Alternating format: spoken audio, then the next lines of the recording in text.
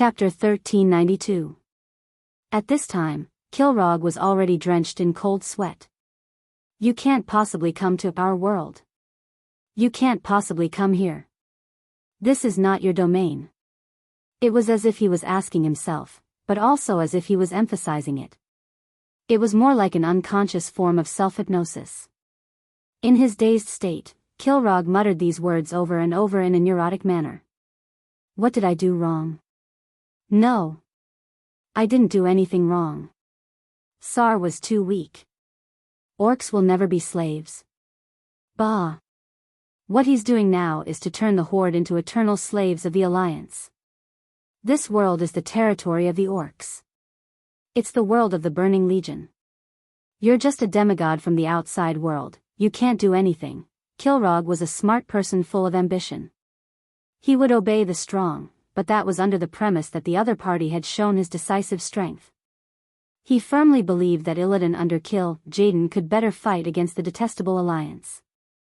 So, after returning to a place he was familiar with, he brazenly chose to raise the flag of rebellion.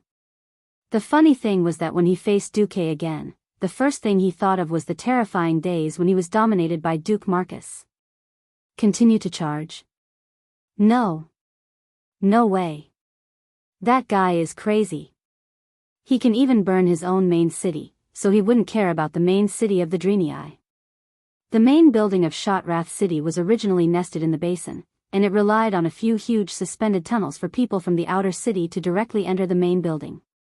If they used kerosene around the basin and set it on fire, then all the orcs in the tunnels would be finished.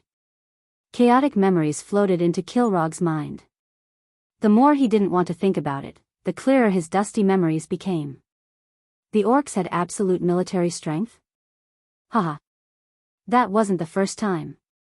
One fire burned the elven forest, and nearly 100,000 orcs were burned to the ground. So what if they attacked Stormwind City? Another fire burned another 100,000 of your elites. They had an overwhelming military strength, but every time, hundreds of thousands of orcs would be buried at the bottom of the sea, all to be fed to the fish. Every chief knew that changes had to be made, so they tacitly agreed to Orgrim taking power. But so what? He was weakened time and time again, and faced defeat time and time again. Finally, he reached the end of the road. When Kilrog woke up from the mental shock, he took a deep breath and exhaled all the air in his cold lungs in one go. His vocal cords, which were nourished by shadow power, let out a tremor of fear that came from the deepest part of his soul. All troops, heed my command. Retreat. Although the evil beast men were bloodthirsty and ferocious, they weren't like the legendary berserkers who completely lost their reason and couldn't distinguish between friend and foe. The signal to retreat rang out. No matter how unwilling they were, they still had to retreat. The Draenei guards and soldiers could finally breathe a sigh of relief. They lined up the guards, and then the main force slowly retreated back into the city. A large number of civilians began to pour out. Most of them served as logistics. They carried away every compatriot who was still breathing and used holy light to treat them as much as possible. They also cleaned up every evil beast man who was still breathing. This was not something that Duque and Thomas could handle. On the other side, Imriel, who was still in a state of shock, suddenly quivered. Duque noticed the faint holy light that shone beside her ear. There's such a thing? As expected, Imriel bowed to Duque and the others. Lord Valen is aware of your arrival and is now ready to receive you. Please follow me. All right. Duque and the others were near the outer city. Originally, the fastest way to get there was through the main passage that connected the inner and outer city. Because of the war, the 50-meter-wide passageway was already filled with all kinds of war machines or temporary bunkers. To enter the inner city, it was faster to walk through the basin. Walking through the messy basin, the surroundings had become a huge military camp, or rather, a temporary shelter. There were injured Draenei soldiers and skinny civilians everywhere. It was obvious that the city had begun to implement rationing, and all resources were prioritized for the guards and soldiers who could fight. Imriel was obviously a celebrity here. Almost every Draenei knew her and greeted her. Of course, not everyone and everything was good. Hey, Imriel. When are you going to pay me back the 6 copper coins you owe me? A Drenii lady said in Drenii language. Duque could clearly see that Imriel, who had been walking briskly after defeating the orcs, was instantly petrified. Duque was speechless. Was this the so-called dark history? Or a hero stumped by a single coin? Who would have thought that the famous Imriel in history would have such an embarrassing moment? When Hoof heard this, her hair stood up on the spot. Her blue tail stood up like a cat's fur. She glanced at Duque guiltily. Seeing that Duque did not seem to be paying attention to her, she patted her chest and hurriedly replied, Mamie. I've brought these guests to Lord Valen's place. That means I've completed my mission. I'll pay you back as soon as I get the reward. Just as she sent the sisters away, the naughty Duque, who was controlling Mark Dooku, said, Miss Imriel, what's 6 copper coins? Do you need me to back you up? On the other side, the Missy shouted again, Imriel. Hoof immediately switched to playing dumb. What? I can't hear you. What did you say? On the other side, she grabbed Duque's hand and said, Lord Valen is still waiting for you. Quick. Hero. Before she catches up to us, let's go. Pfft. If it were not for the fact that it was not the right time, Duque would have rolled on the ground a few times, slapped the table and laughed out loud. Was this still the serious Drenii archbishop from his previous life? After entering the heavily guarded passage, Duque and the rest arrived at the huge hemispherical main hall. The curved walls were engraved with mysterious runes that glowed with light. A Naru, who was glowing with a holy light and formed from a number of diamond-shaped blocks, was floating in the middle of the hall. Another older Drenii stood in front of the Naru. In every corner of the hall, the beautiful armor of the Drenii guards was polished until it shone brightly. Under the Naru's holy light, it looked even more holy. That older Drenii should be Valen. Standing around him were a few holy knights and guards, who bowed subtly to show their obedience to him. This obedience stems from a top-down power pyramid that is completely devoid of self-interest. Perhaps, only a race like the Drenii, who were completely idealistic, would have such a thing. Duque respected the religious beliefs of others, even if he himself was at the top of the hierarchy. The problem was, he, who had received the education of the great celestial empire, was a complete materialist. Chapter 1393. In the world of Azeroth, Duque had seen many gods. There were false gods, true gods, and evil gods. The biggest feeling that these gods gave Duke wasn't that they didn't have their own ideals, but that they were more humanized. Hacker was brainless and xenophobic. Thun was immoral and devoured everything. Elun was willing to take care of all good creatures under the stars. None of these gods were as pure as the Naru, and none of the believers were as completely selfless as the Drenii. Now that Duque had stepped into the realm of the gods, he should be prepared to have some fanatics who worshipped him. After all, he might be like Elun in the future, needing priests to spread his faith. Perhaps the power of faith mentioned in many novels before he transmigrated would be a necessity. Although Duque understood the purpose of these people's existence, he was afraid of dealing with fanatics. Yes, I'm just Mark Dooku, a little mage in charge of delivering letters and guarding the front lines. As soon as he thought of this, Duque immediately activated secret observation mode.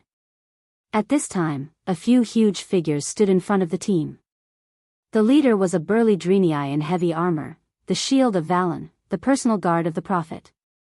For safety's sake, I can only let 2 of you see the Prophet. Thomas was keenly aware that he, the so-called messenger, was not the target of the other party's attention.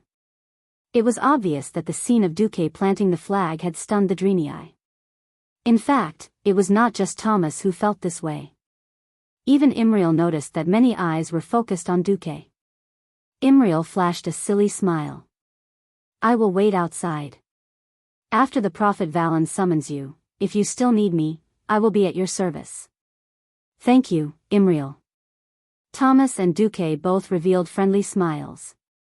Under the guidance of the shield of Valen, Thomas and Duque slowly walked over. As they walked, Thomas used small movements to tidy up his armor that he had already tidied up a few times. Duque heard Thomas muttering softly, "I am now representing the Alliance." The two walked closer. Willan wasn't originally a part of Shotrath City. Valen used to live in the Shrine of Karabaer. Duque could still remember the first time he saw the Shrine of Karabaer in the game before he transmigrated. Above the shimmering sky, bright stars surrounded the bright moon, shrouding the vast land in eternal twilight. The Shrine of Karabaer was located between the vast sea and the dark plains of the Moon's Shadow Valley. Unfortunately, the Karabaer temple had already fallen during the war between the Drenii and the orcs. In the original history, Nunta-Zul, who was still the great chieftain, had once opened a crack to another world in the temple of Karabaer, which resulted in the explosion of Draenor. In this life, Nunta-Zul directly knelt in Karazhan. According to the information that Kale, that's had previously sent back, after the orcs lost Nunta-Zul, the temple was occupied by the Lord of the Abyss, Magtheridon. Then, when Illidan was beaten up by Arthes in Northrend, he returned to the Outland and colluded with Magtheridon. The Temple of Karabaer became Illidan's lair. By the way, when it was occupied by the orcs, the Temple of Karabaer was renamed the Temple of Darkness. Valen, who was homeless, could only temporarily hide in Shotrath City. Duque began to look at Valen, the super swindler. To be honest, no matter how many times he saw the Drenii, especially the male Drenii, Duque could easily associate them with demons. After all, they were of the same origin. The Drenii only called themselves Drenii after they split from Eridar. It was hard to imagine that the same race could give birth to the Drenii, a race of extreme light, and also evolve into the incomparably evil race of Eridar. Valen was very old. Even as a Drenii with an almost eternal lifespan, he still looked very old. Compared to the light blue skin of the Hoof Imriel, Valen's skin was more of a deep bluish purple. Because of his extremely long white eyebrows, coupled with the long beard that reached his navel, and the long blue beard on his chin that looked like 4 cow tails, for a moment, Duque thought that he was looking at a lobster man or something. The antennae, the beard, and the like were too powerful. Valen's white robe had complicated red embroidery with golden edges. Coupled with the noble and elegant purple as embellishments, and the huge back that looked like 4 torches that were taller than his head, he looked even more like a swindler. Towards these fancy things, Duque did not feel anything. However, when Duque and Valen looked at each other, he was suddenly shocked. At first, Valen's gaze was extremely calm, even to the point that his gaze felt like sunlight. For countless years, months, and days, it warmly shone upon every living being. His deep gaze was filled with wisdom, and it gave off a trance that could easily see through all falsehoods. However, in the next moment, the eternal calmness on Valen's face was swept away, replaced by a fleeting shock and anger. Compared to the calmness a moment ago, it was even more frightening. Even though Valen had only said one word, it was enough to raise the vigilance of Valen's shield and the guards. In less than a tenth of a breath's time, they had already unsheathed the weapons at their waist. Numerous Valen's shield had already raised their large shields, blocking in front of Valen. Everything happened too quickly, and Thomas was caught unprepared. No one expected that in the next moment, Valen and Mark, who was controlled by Duque, would raise their right hands at the same time to stop them. "It's fine." The one who spoke was Valen. "Have we been seen through?" The one who smiled bitterly was Duque. Valen immediately made a gesture, and all the guards scattered. He turned his head and bowed slightly to Duque. "Please forgive these children. In the long years that have passed, Jaden has never given up on killing the Drenii. The one he hates more is me. That is why there has never been a lack of assassinations around me." "I understand." Duque replied calmly, "I have my difficulties as well. Can you keep what you saw a secret from me?" "Of course." After receiving Valen's reply, Duque turned around and faced the dumbfounded Thomas. "My apologies, Brother Thomas. Actually, I am the envoy for this visit to Shotrath City. I have no choice. I have received a secret order from the highest level of the Alliance. This is a secret order from the commander of the Alliance, Lord Duke Marcus. Please check it. Duque handed a very formal document to Thomas. The document was, of course, real. It was just something that Duque had casually made up last night while controlling Mark to take a dump. Thomas, you have already completed your duties very well. Go and rest first.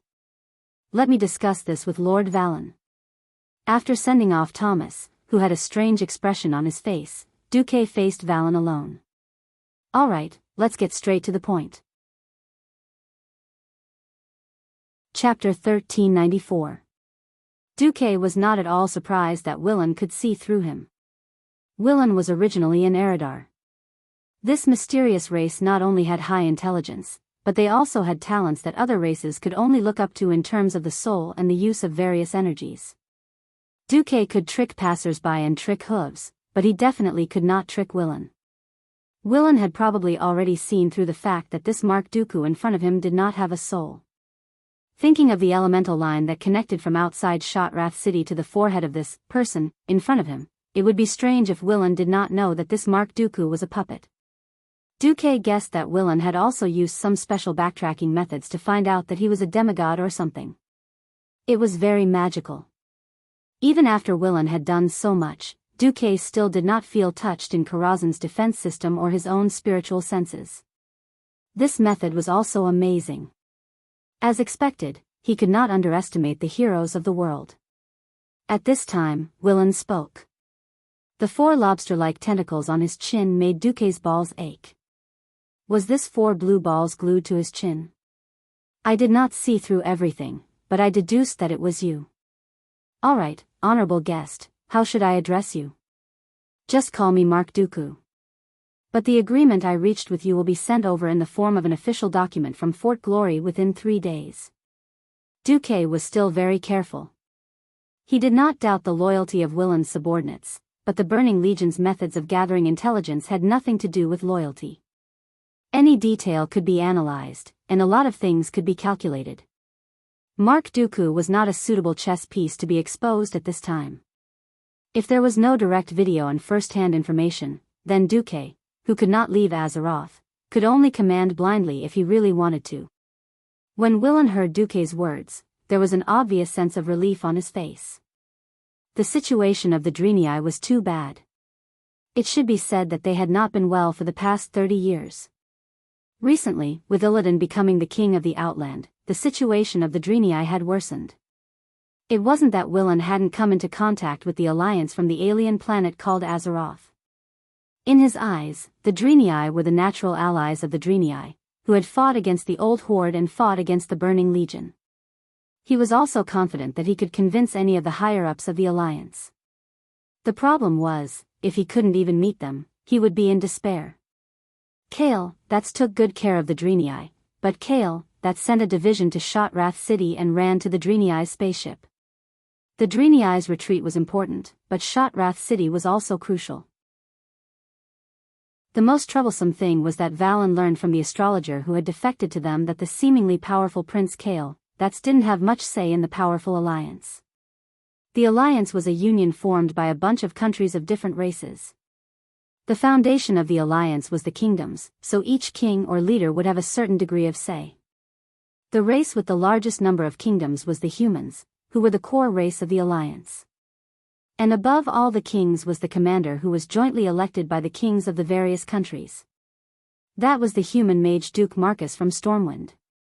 Vallon was very happy that the alliance was made up of the Church of Holy Light, who also believed in the Holy Light. But there was another problem. Only a king called Kalia Menethil believed in the Holy Light, and Kalia was almost a mascot in Kale, that's words. Most of the power of the alliance was in the hands of the mages and warrior leaders. What else could Vallon do? It was very difficult for him too.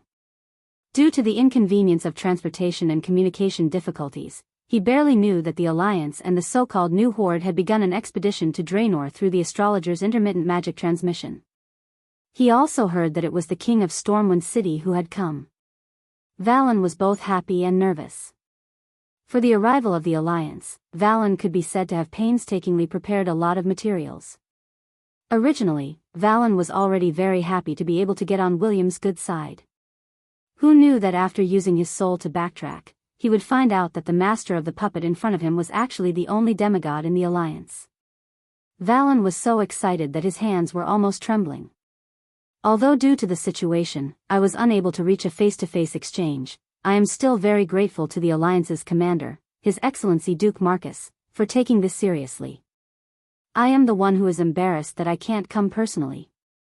Then, before we officially talk, I hope to show you something, His Excellency, the older Drenii said softly. He stretched his body and floated up. The prophet maintained a height of about 10 centimeters above the complicated and gorgeous patterns on the ground of Shotrath City. He approached Mark and tried to press his palm between Mark's eyebrows. I am very sorry for this action. To achieve telepathy, this is necessary, the prophet said. Duque was curious. Is it about Argus? Or is it about the period when you were one of the 3 heads of Eridar? Valen was struck by lightning. He was struck by lightning. One had to know that at this point in time, the Drenii's contact with the Alliance was simply too one-sided. Many of the big shots in the Alliance had not even seen a living Drenii. They had only seen the fragments of the magic mirror from Kale, that's. In addition, there were not many people from Eridar in the Burning Legion. Even Archimonde, his appearance had changed a lot under the dark energy change. Most of the Alliance had no way to connect the Burning Legion demons with a pair of bat wings with the Drenii.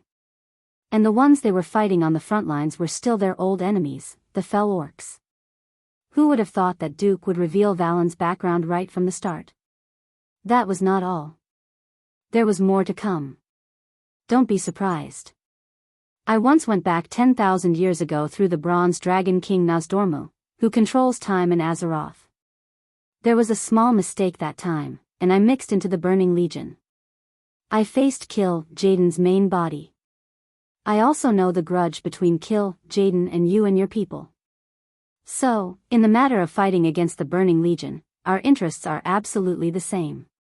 If there are no major problems, I will represent the Alliance to invite the Drenii to join. Wait. Happiness came too suddenly, and Valen simply did not know what to do. For the past 25,000 years, the Drenii had been hunted down and defeated again and again. It was fine if they were not a match for the Burning Legion. When they came to Draenor, they continued to be beaten by the Orcs. After the Orcs were finished, Illidan continued to beat them. In the eyes of many of the Alliance's higher-ups, the Drenii were scum. Small population, weak combat power. In Kale, that's report, it only mentioned that helping the Drenii could gain an advantage in the war in Draenor. After all, the enemy of the enemy was an ally. He never mentioned inviting the Drenii to join. Well, Duque came up and said, bro, don't even think about it. The Alliance and you are destined to be brothers.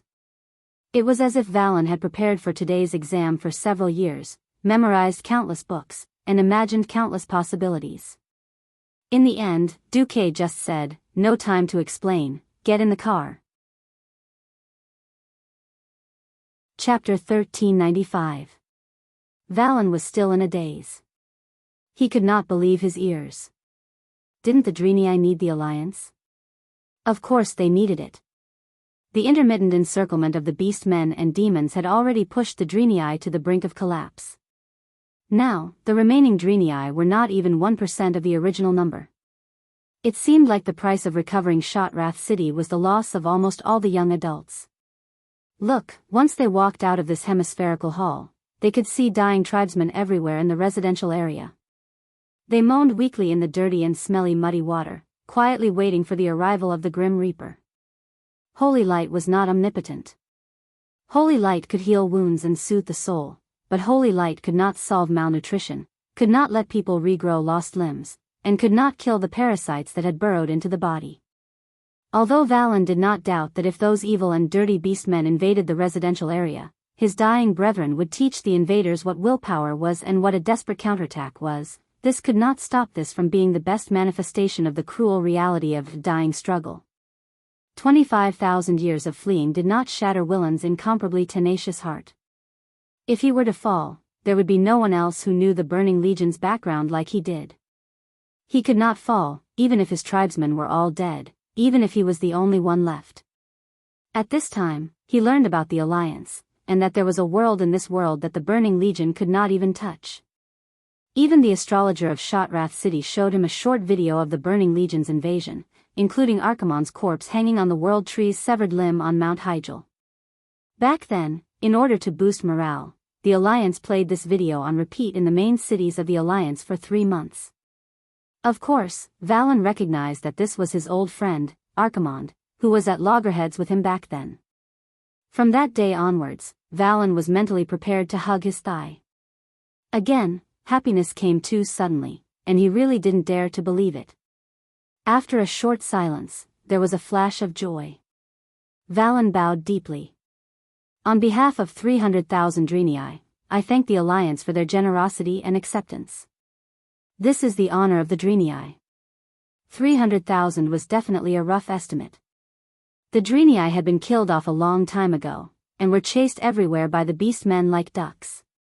Duque truly wondered if there were still 100,000 sane Drenii. Of course, Duque did not doubt that Willan had a special way to communicate with his people. For example, the twin emperors. F*CK, that kind of precise number, which was accurate down to the single digit, had almost scared Duque out of his wits when he had first reported it. Of course, Duque would not deny this number. For a human population of tens of millions, even if all the Drenii went to Azeroth, they wouldn't even cause a ripple. That's easy. All countries in the Alliance are equal, and the Drenii are no exception. Let the subordinates discuss the specific details. Now that the connection to the magic network is good, you can tell us if you have any requests. The Alliance will try our best to satisfy you. Food. Valen blurted out. As if he was afraid that Duque did not understand the severity of the problem, Valen emphasized, a large amount of food. The war destroyed all production. We've lost all our fields, so we can only send a small number of our compatriots through the secret tunnel every day to gather food in the forests outside the orcs' control. Food, right? How much do you want? The first batch, I hope to have 100 tons, and the sooner the better. As you wish. At this moment, Dumuk's level shot up from 0 to 100. He did not even need to blink. Dumuk, magic lamp possession. He heard Duque snap his fingers, and the next moment, a few dimensional bags suddenly opened beside Duque. Clang clang clang, the sound of hard objects falling to the ground was continuous. Rectangular strips about 20 centimeters long, shining with golden light, fell out of the void. In just a few blinks of an eye, they had already piled up into a small mountain in front of Valen. Duque smiled. Please call Hoof. Imriel here. Valen nodded almost imperceptibly. Naturally, there were servants who called in Hoof, who was wandering outside the hall, staring at Thomas while simultaneously activating secret observation mode. Hoof was curious. She looked calm on the surface, but her cheerful footsteps and large swishing of her tail betrayed her mood. What calmness! It was obvious that he had eagerly rushed over. Teacher Valen, you called for me? Imriel was a little excited, but also a little nervous. Valen looked at his young disciple with a loving gaze. Ambassador Dooku is looking for you. Hoof turned her head and blinked her eyes. Is there anything I can help you with? Duque smiled without saying a word. He snapped his fingers again, and a 50 centimeters long, 25 centimeters wide, and 20 centimeters tall thing that looked a little like an ice basin formed in front of the Drenii. At the same time, he also communicated with the water elemental plane and poured a basin of water into it. Although the taste will not be too good, it is indeed made from high-quality food. After saying that, Duque casually picked up a piece of gold and tore off the surface wrapping, revealing a solid brown piece. Duque casually threw it into the pool. At first, it was nothing, but soon the small brick at the bottom of the pool began to react with the water, and bubbles kept coming out. Plop plop. The strange sound attracted the attention of the surrounding Drenii. In less than 30 seconds, the small piece of brick greedily absorbed the water at a speed visible to the naked eye, and became a big soft cake that almost burst the ice basin. Duque made a gesture of invitation. Avalon Shield stepped forward, broke off a small piece, and put it in his mouth. Soon, a smile appeared on his rough face.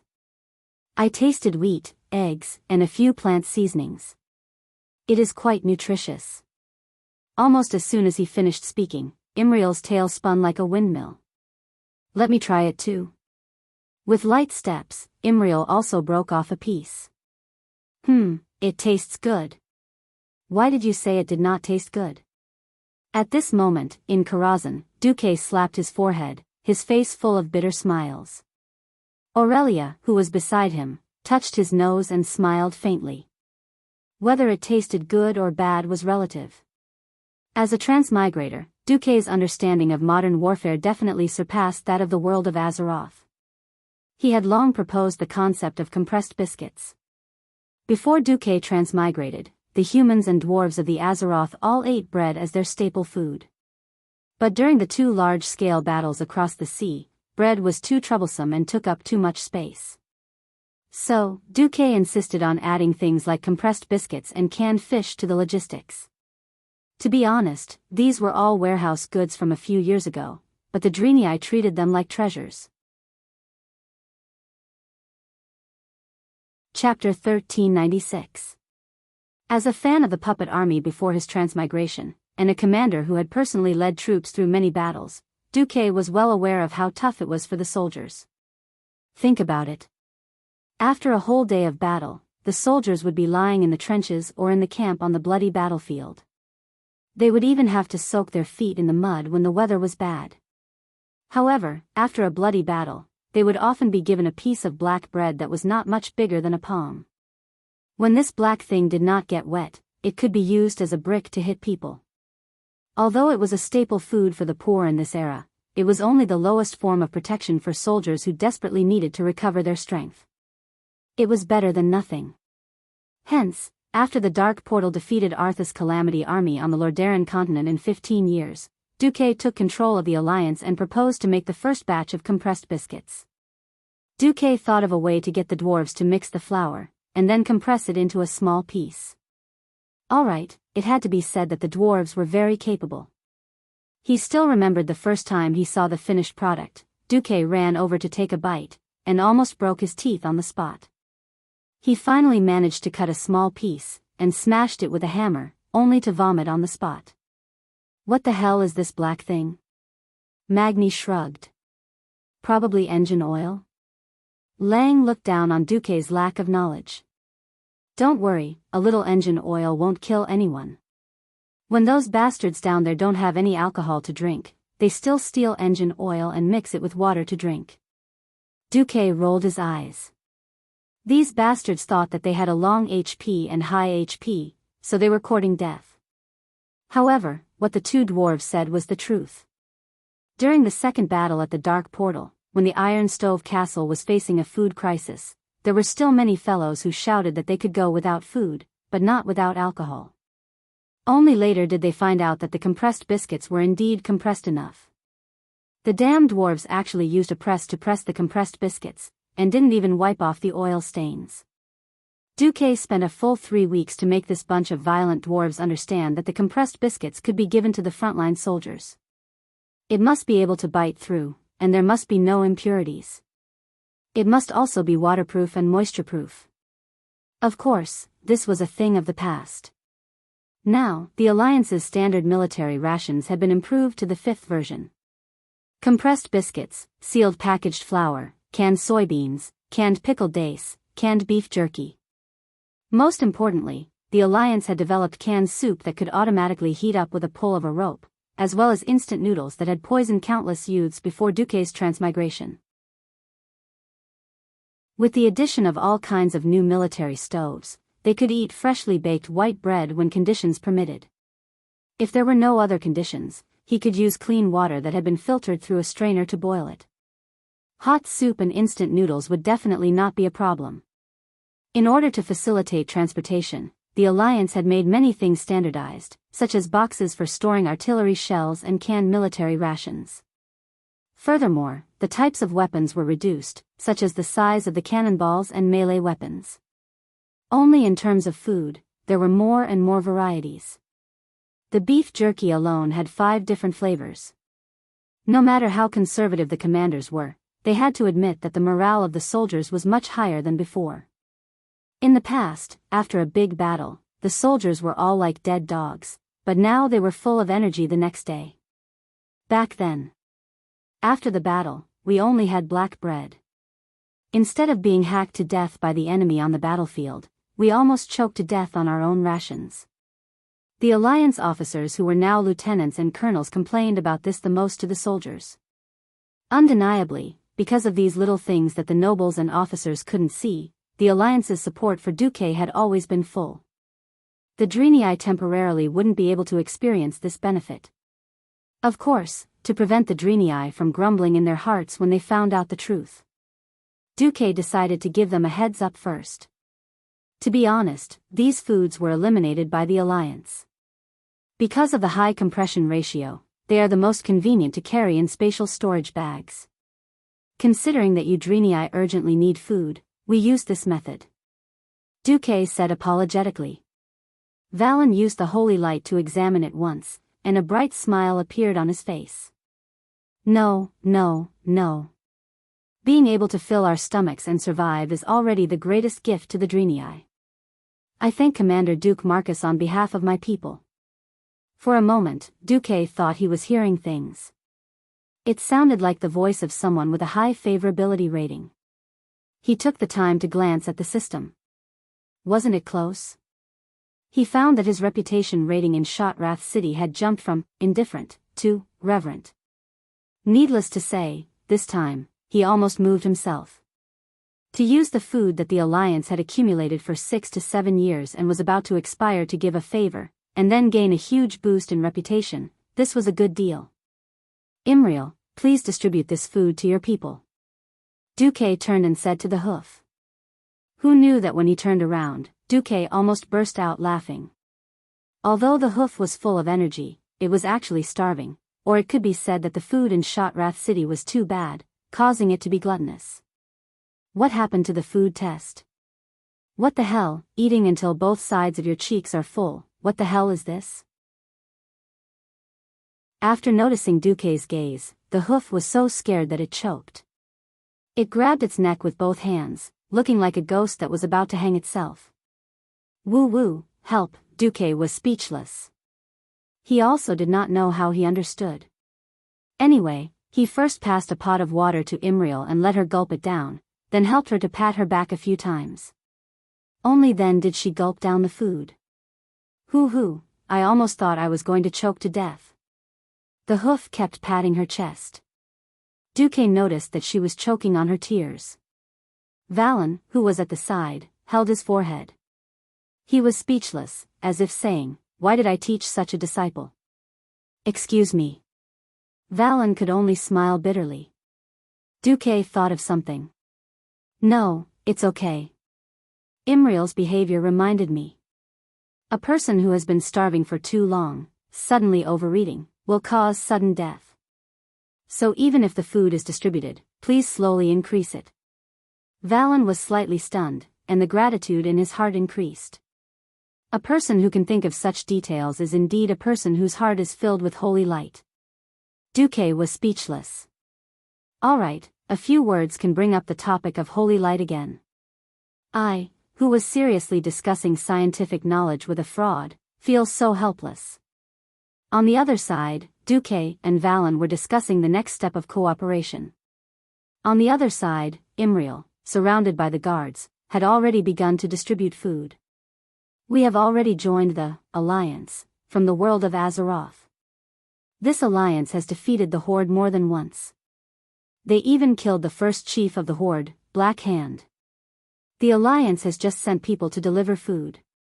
Everyone has it, no need to squeeze. On this day, countless Drenii were in tears. Chapter 1397. Who was the one crying tears of joy? Who was the one cheering for the seemingly ordinary food? There was only one answer, the Dreenii. The Dreenii were too bitter. They had been chased by their former compatriots for over 20,000 years, wandering everywhere with nowhere to hide. Almost every planet they went to, there would be burning legions void battleships chasing after them. Forget about 1,000 years of peace, it was already good enough to have 50 years. Many times, the civilizations and races they encountered were weaker than them. They could not help them resist the burning legion. In order not to screw them over, they would even take the initiative to leave those planets with intelligent beings. How could they be like today, receiving shelter and protection from a powerful force? From the astrologers who had already become a branch of Shotrath City, they had heard of the powerful legends of the Alliance. Now, it seemed like they were lucky enough to be witnesses to this invincible legend. Be careful not to choke.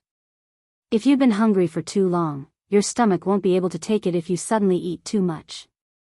She had a serious expression on her face, as if the person who had just choked on the food was not her, but some passerby. Fortunately, the Dreenii all believed in the holy light. Even the apprentices from Karabayar's temple had a sense of blind obedience. Both adults and children were hungry, but they were very disciplined. There was no crowding, no fighting, and everyone lined up to wait for Imriel and the others to distribute the food. Do you see that? There are many tons of food there, enough for us to eat for a month. Hold on for another week or two, and the Alliance will open up a path from Hellfire Peninsula to Shotrath City. The Dreenii listened to Duke's little suggestion, and took the mountain of compressed biscuits and soft food that looked like puffed cakes and patrolled one round around Shotrath City. With food in their hands, they did not panic. The Dreenii were famous for their resilience. Now, they were even more confident that they could defend their main city. At the entrance of the main hall, the shield of Valen surrounded Valen and Duke, standing side by side. Valen looked at this scene and felt a lot of emotions.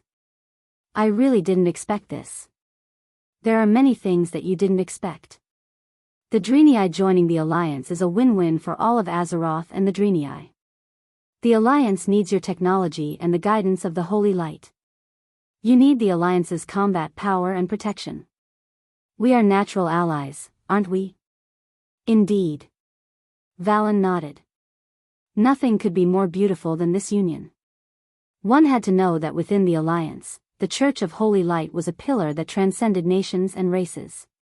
Even though the Night Elves had the protection of Elun, the Holy Light Church was still the main force in the Alliance.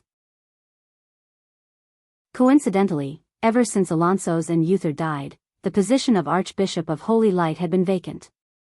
Duque immediately suggested that the great trickster Willan should take this position. They were of different races, but their beliefs were the same. In addition, educating outsiders was a great honor for the Dreenii. How could Valen refuse? His heart that was hanging in the air had long since been put down. As long as the Alliance sent reinforcements, they would be able to announce that Delaney had perfectly merged into the Alliance. Praise the Holy Light. Praise the Alliance. Long live the Prophet. Now that he was full, if he didn't roar, how could he be worthy of this ecstasy and joy? The entire Shotrath City was boiling. The noise spread thousands of meters away, and the entire Fel Orc camp could hear the unique cheers of the Dreenii. Kilrog Deadeye knew that Shotrath City wouldn't be able to be conquered by just relying on him and his Fel Orc army. He was also suffering. When he first joined Illidan, the first order that Illidan gave him was a death order. But in the past few days, he couldn't contact Illidan at all. His new master seemed to have disappeared from the face of the earth. The command center of the entire Outland army was completely paralyzed, and the commanders of each place were fighting their own battles. Magtheridon asked for help from the Dark Temple, but the Dark Temple ignored him. He asked for help from Vasht's Naga army in Zangarmarsh to the west, but Vasht said that without Illidan's orders, she could only continue to carry out her original orders and extract the lake water from the swamp. As the saying goes, every family has its own problems. At this time, the tribe was also in trouble. In the frontline camp outside Hellfire Citadel, Thrall looked up at the sky. The Azeroth sky and earth seemed to be a distant memory, far away in his mind. All he could see was the endless darkness in the sky, torn apart by the occasional flash of light or mysterious energy. Seeing the stalwart figure beside him, Thrall asked, "What's the situation?" "There are a lot of casualties, but more importantly, our food supply can't keep up." The dead man had no expression to speak of, but Orgrim's voice was full of shame. "It's all my fault. I should have known that the situation would be worse than I thought." He thought that when he returned to his hometown, the tribe with the orcs as the core would be fighting on home ground. He didn't expect that his hometown was still his hometown, but it had long changed beyond recognition. Even with the addition of the goblins, the tribe's supply method was still primitive. It was the kind of gathering local materials and then consuming the surrounding natural resources like locusts. 23 years ago, in the era when Orgrim left, it was still possible to hunt near the dark portal, despite the lack of resources. Now, the land was completely barren, and even if there were monsters wandering around, most of them were demonized creatures that had been seriously contaminated by dark energy. There really weren't many prey that could be eaten. It wasn't that demonized creatures couldn't be eaten, but the problem was that eating them would make them more and more like fell orcs, and that was completely putting the cart before the horse. Originally, Thrall had also asked Kilrog and the other orcs who came from the dark portal later, but he didn't expect them to have ulterior motives. They actually lied and said that they were not much different from Orgrim's time. If the tribe could learn from the Alliance and use elite tactics, they might be able to reduce the pressure by reducing the number of soldiers. The point was that they couldn't. Ask the Alliance for help. I'm willing to bet that Duque calculated that we would have a problem with supplies, so he must have reserved our share. Orgrim gritted his teeth. This wasn't hatred, it was more like helplessness. None of the tribe leaders could blame Duque, because before they passed through the dark portal, Duque had specially asked William to ask if they wanted to prepare supplies for the tribe. Of course, supplies were not free, and the tribe needed to exchange more ore and resources. There's no other way. That's the only way. Thrall sighed. He had long noticed that the tribe was being invaded by the Alliance's economy and culture. Ever since the ceasefire and forming an alliance with the Alliance, he had been paying attention to boosting the tribe's race soul and reducing the invasion of the Alliance's various values and social views. Now it seemed that he had failed. Half a day later, the canned beef from the Alliance arrived from Fort Glory. There was a burst of enthusiastic cheers in the tribe's camp. This made Thrall feel even more defeated. Chapter 1398. Everyone was a natural foodie. The life of eating raw meat and drinking blood sounded heroic, but one would only know how bitter it was after living it. Without oil, salt, soy sauce, and vinegar, the prey they hunted would at most be roasted and eaten. How could this compare to the cumin-infused barbecue of the Alliance? Recently, when the tribe faced a disaster, it was the Alliance that provided them with food. In order to reduce wastage when crossing the ocean, canned food was of course the priority. In the tribal camp, Sal saw with his own eyes how a newly matured tribal warrior chose his favorite flavor and then skillfully opened the can. Look, Orgrim. Now, even those kids know how to use canning knives to open Alliance cans. Sal sighed. Orgrim was silent for a moment. Even though he was already a dead man, he still felt a heavy sense of duty on his shoulders. The Horde cannot defeat the Alliance, not even with all the orcs in our world. If you fall behind, you will be beaten. Thrall squeezed the words out of his mouth. The Alliance is not using force now, but they are gradually doing what Tarinas wanted to do in the past, turn orcs into slaves. In other words, he wanted to assimilate the orcs, trolls, and Tauren races into the Alliance. This unstoppable trend was the most terrifying. The Alliance was already ahead of the Horde in economic, military, and political fields. In addition, there was a huge difference in population and country size between the two sides, as well as the fact that the leader of the Alliance was a demigod who didn't age or die. Under normal circumstances, the tribe would have no chance at all. Unless, the two tribal elders instantly thought of the same thing. But as soon as their eyes met, they looked away. That's right. Unless the Alliance changed and suffered a crushing defeat, it had to be something like Duque dying in battle and the alliance collapsing. But neither of them would forget the principle of being in the same boat. If the alliance lost like this, they would definitely have lost to the Burning Legion.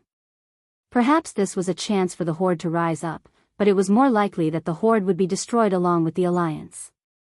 As long as the tribe leader wasn't an idiot, he wouldn't purposely make this happen.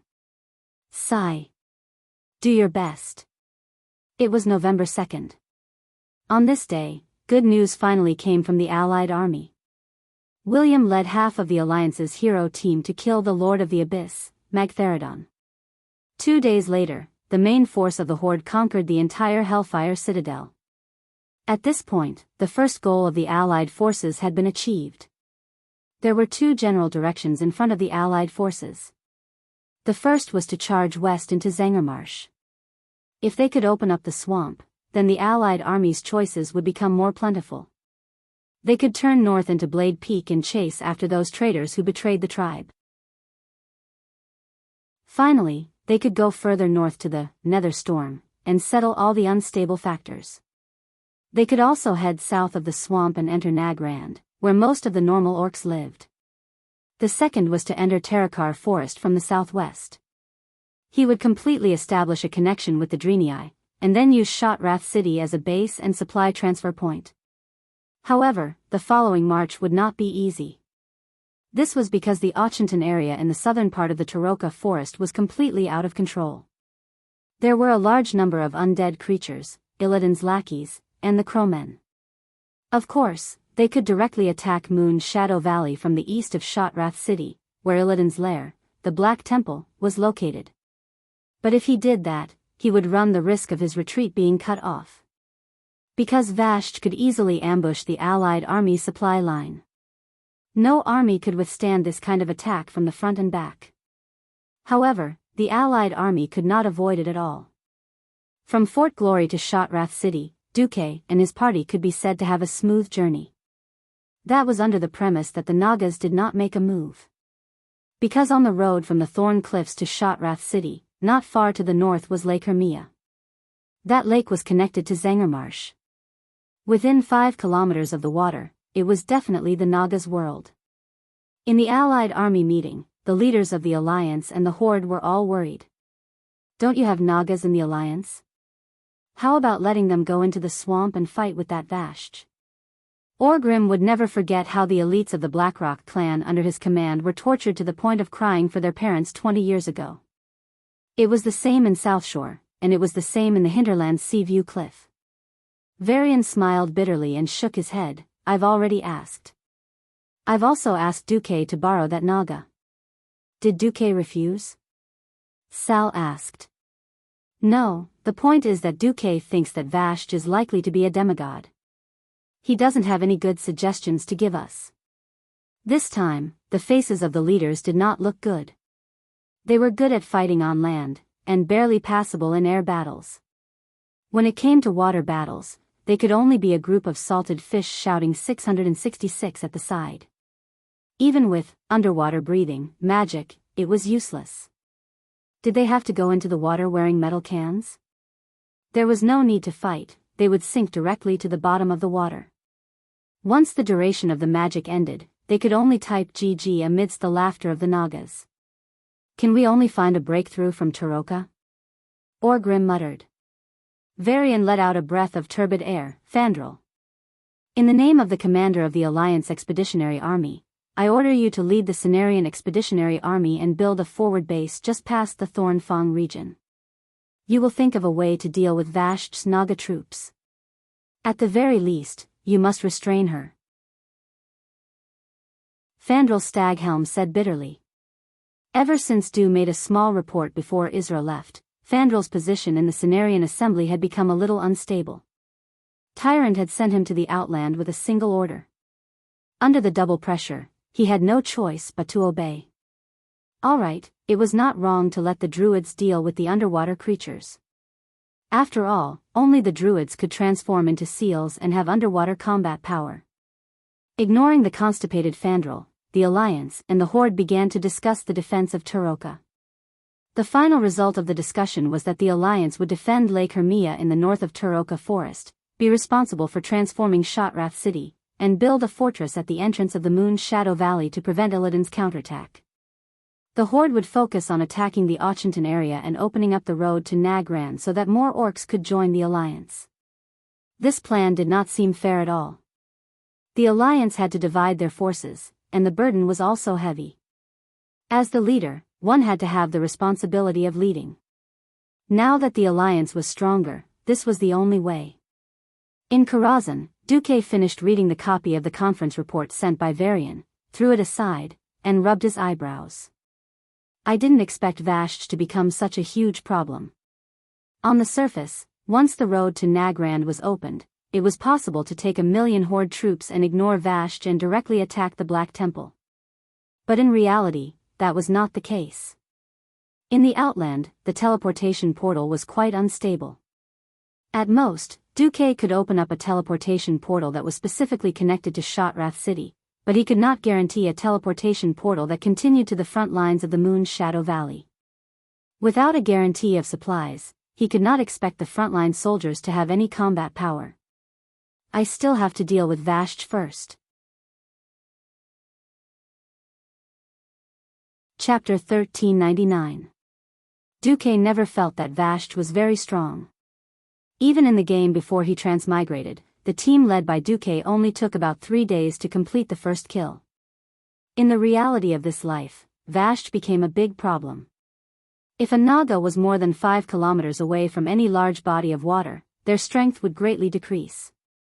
Not only because they were aquatic creatures, but also because there was too little water in the air, which would directly affect the strength of the female Naga's magic. In water battles, Vasht, who was probably already a demigod, was almost unbeatable. As long as they stayed in deep enough water, in theory, only the deep-sea giants could fight the Naga. The deep-sea giants did have a boss called Morogrim Tidewalker, but the problem was that he was also in the Serpent Shrine. He was Vasht's underling. Above Vasht, only Queen Azhara and the ancient god Zoth were above her. Alright, they were all wearing the same pair of pants. The Naga's lower body was in the shape of a snake and did not wear pants. Sorry. If Duque could descend into the Serpent Shrine, Duque had at least a 90% chance of killing Vasht alone. Yet, he dared to come and kill. Jaden dared to descend and block him. Duque did not have the guts to fight CEO Egg, whose strength was 100% or even full of rage, in a place without anti-Titan and anti-Burning Legion formations. That would be courting death. Perhaps in the original history, because of this reason, there were not many big shots in the Alliance who appeared in the Outland War. Yet, the geographical location of Zangarmarsh was too important. One Vasht was like a sword of Damocles hanging on the neck of the Alliance army, ready to cut down at any time. Duque felt a headache coming on. Whatever, at most, I'll just have to pretend and let Fandral take the blame. The entire month was spent in the Alliance Army's rest and strategic shift. On the 5th of November, at the easternmost side of Zangarmarsh, Fandral personally went down to direct the arrangements and build the Cenarian camp. On the same day, Jaina was overseeing the blasted land, while Anastrian was at the Hellfire Peninsula. The two Breaking Dawns worked together to open the dark portal to the maximum, and finally transported the Alliance's most advanced road opener over. The so-called road opener was actually something similar to a road roller. But it was more violent and larger. Even if it had been dismantled and transported, it still brought a heavy burden to the portal. This was because the roller in front of the road roller was as tall as a 5-story building and as wide as 16 horse carriages. Think about it. A 5-story building was falling on you. What kind of earth-shattering feeling was that? The dwarves' current steel forging technology was not up to standard, and they could not make such a large roller. Black technology was never something that could be achieved in a single leap. If they couldn't form it in one piece, the dwarves could do it like building a ship. They could use rivets to fasten the bent steel plates together and weld them. As a result, a gigantic creature was born. Coupled with the Alliance's latest slap-you-in-the-face diesel engine, this kind of road opener would definitely be shocking to drive. Wasn't that so? Anyone who had been inhaled by the black smoke from the chimney would feel like they had rolled dozens of times in a coal yard. Only a dwarf would dare to use such an environmentally unsound and inefficient thing. In any case, since the day this thing was born, Duque had forbidden it from entering any of the main cities of the Alliance other than the steel furnace fort. What kind of joke was this? If they were sprayed by this thing, all humans and animals would die, and there would be no need to plant crops. But there was nothing Duque could do. The diesel was still the latest product, and the quality was terrible. The diesel engine was about the same, just one level higher than the steam engine. Alright, the Allied army could not go west. The entire Hellfire Peninsula was surrounded by air forces, and even if they flew over, they would be suspended in the void. With nothing to do, an army of 100,000 killed all the monsters southwest of Fort Honor in a week, and the steel-toothed marauders could only be found in the specimen room. After leaving Fort Honor, they went southwest, passed through the warp plains, and arrived at the Thorn Path. The road opener only took 3 days.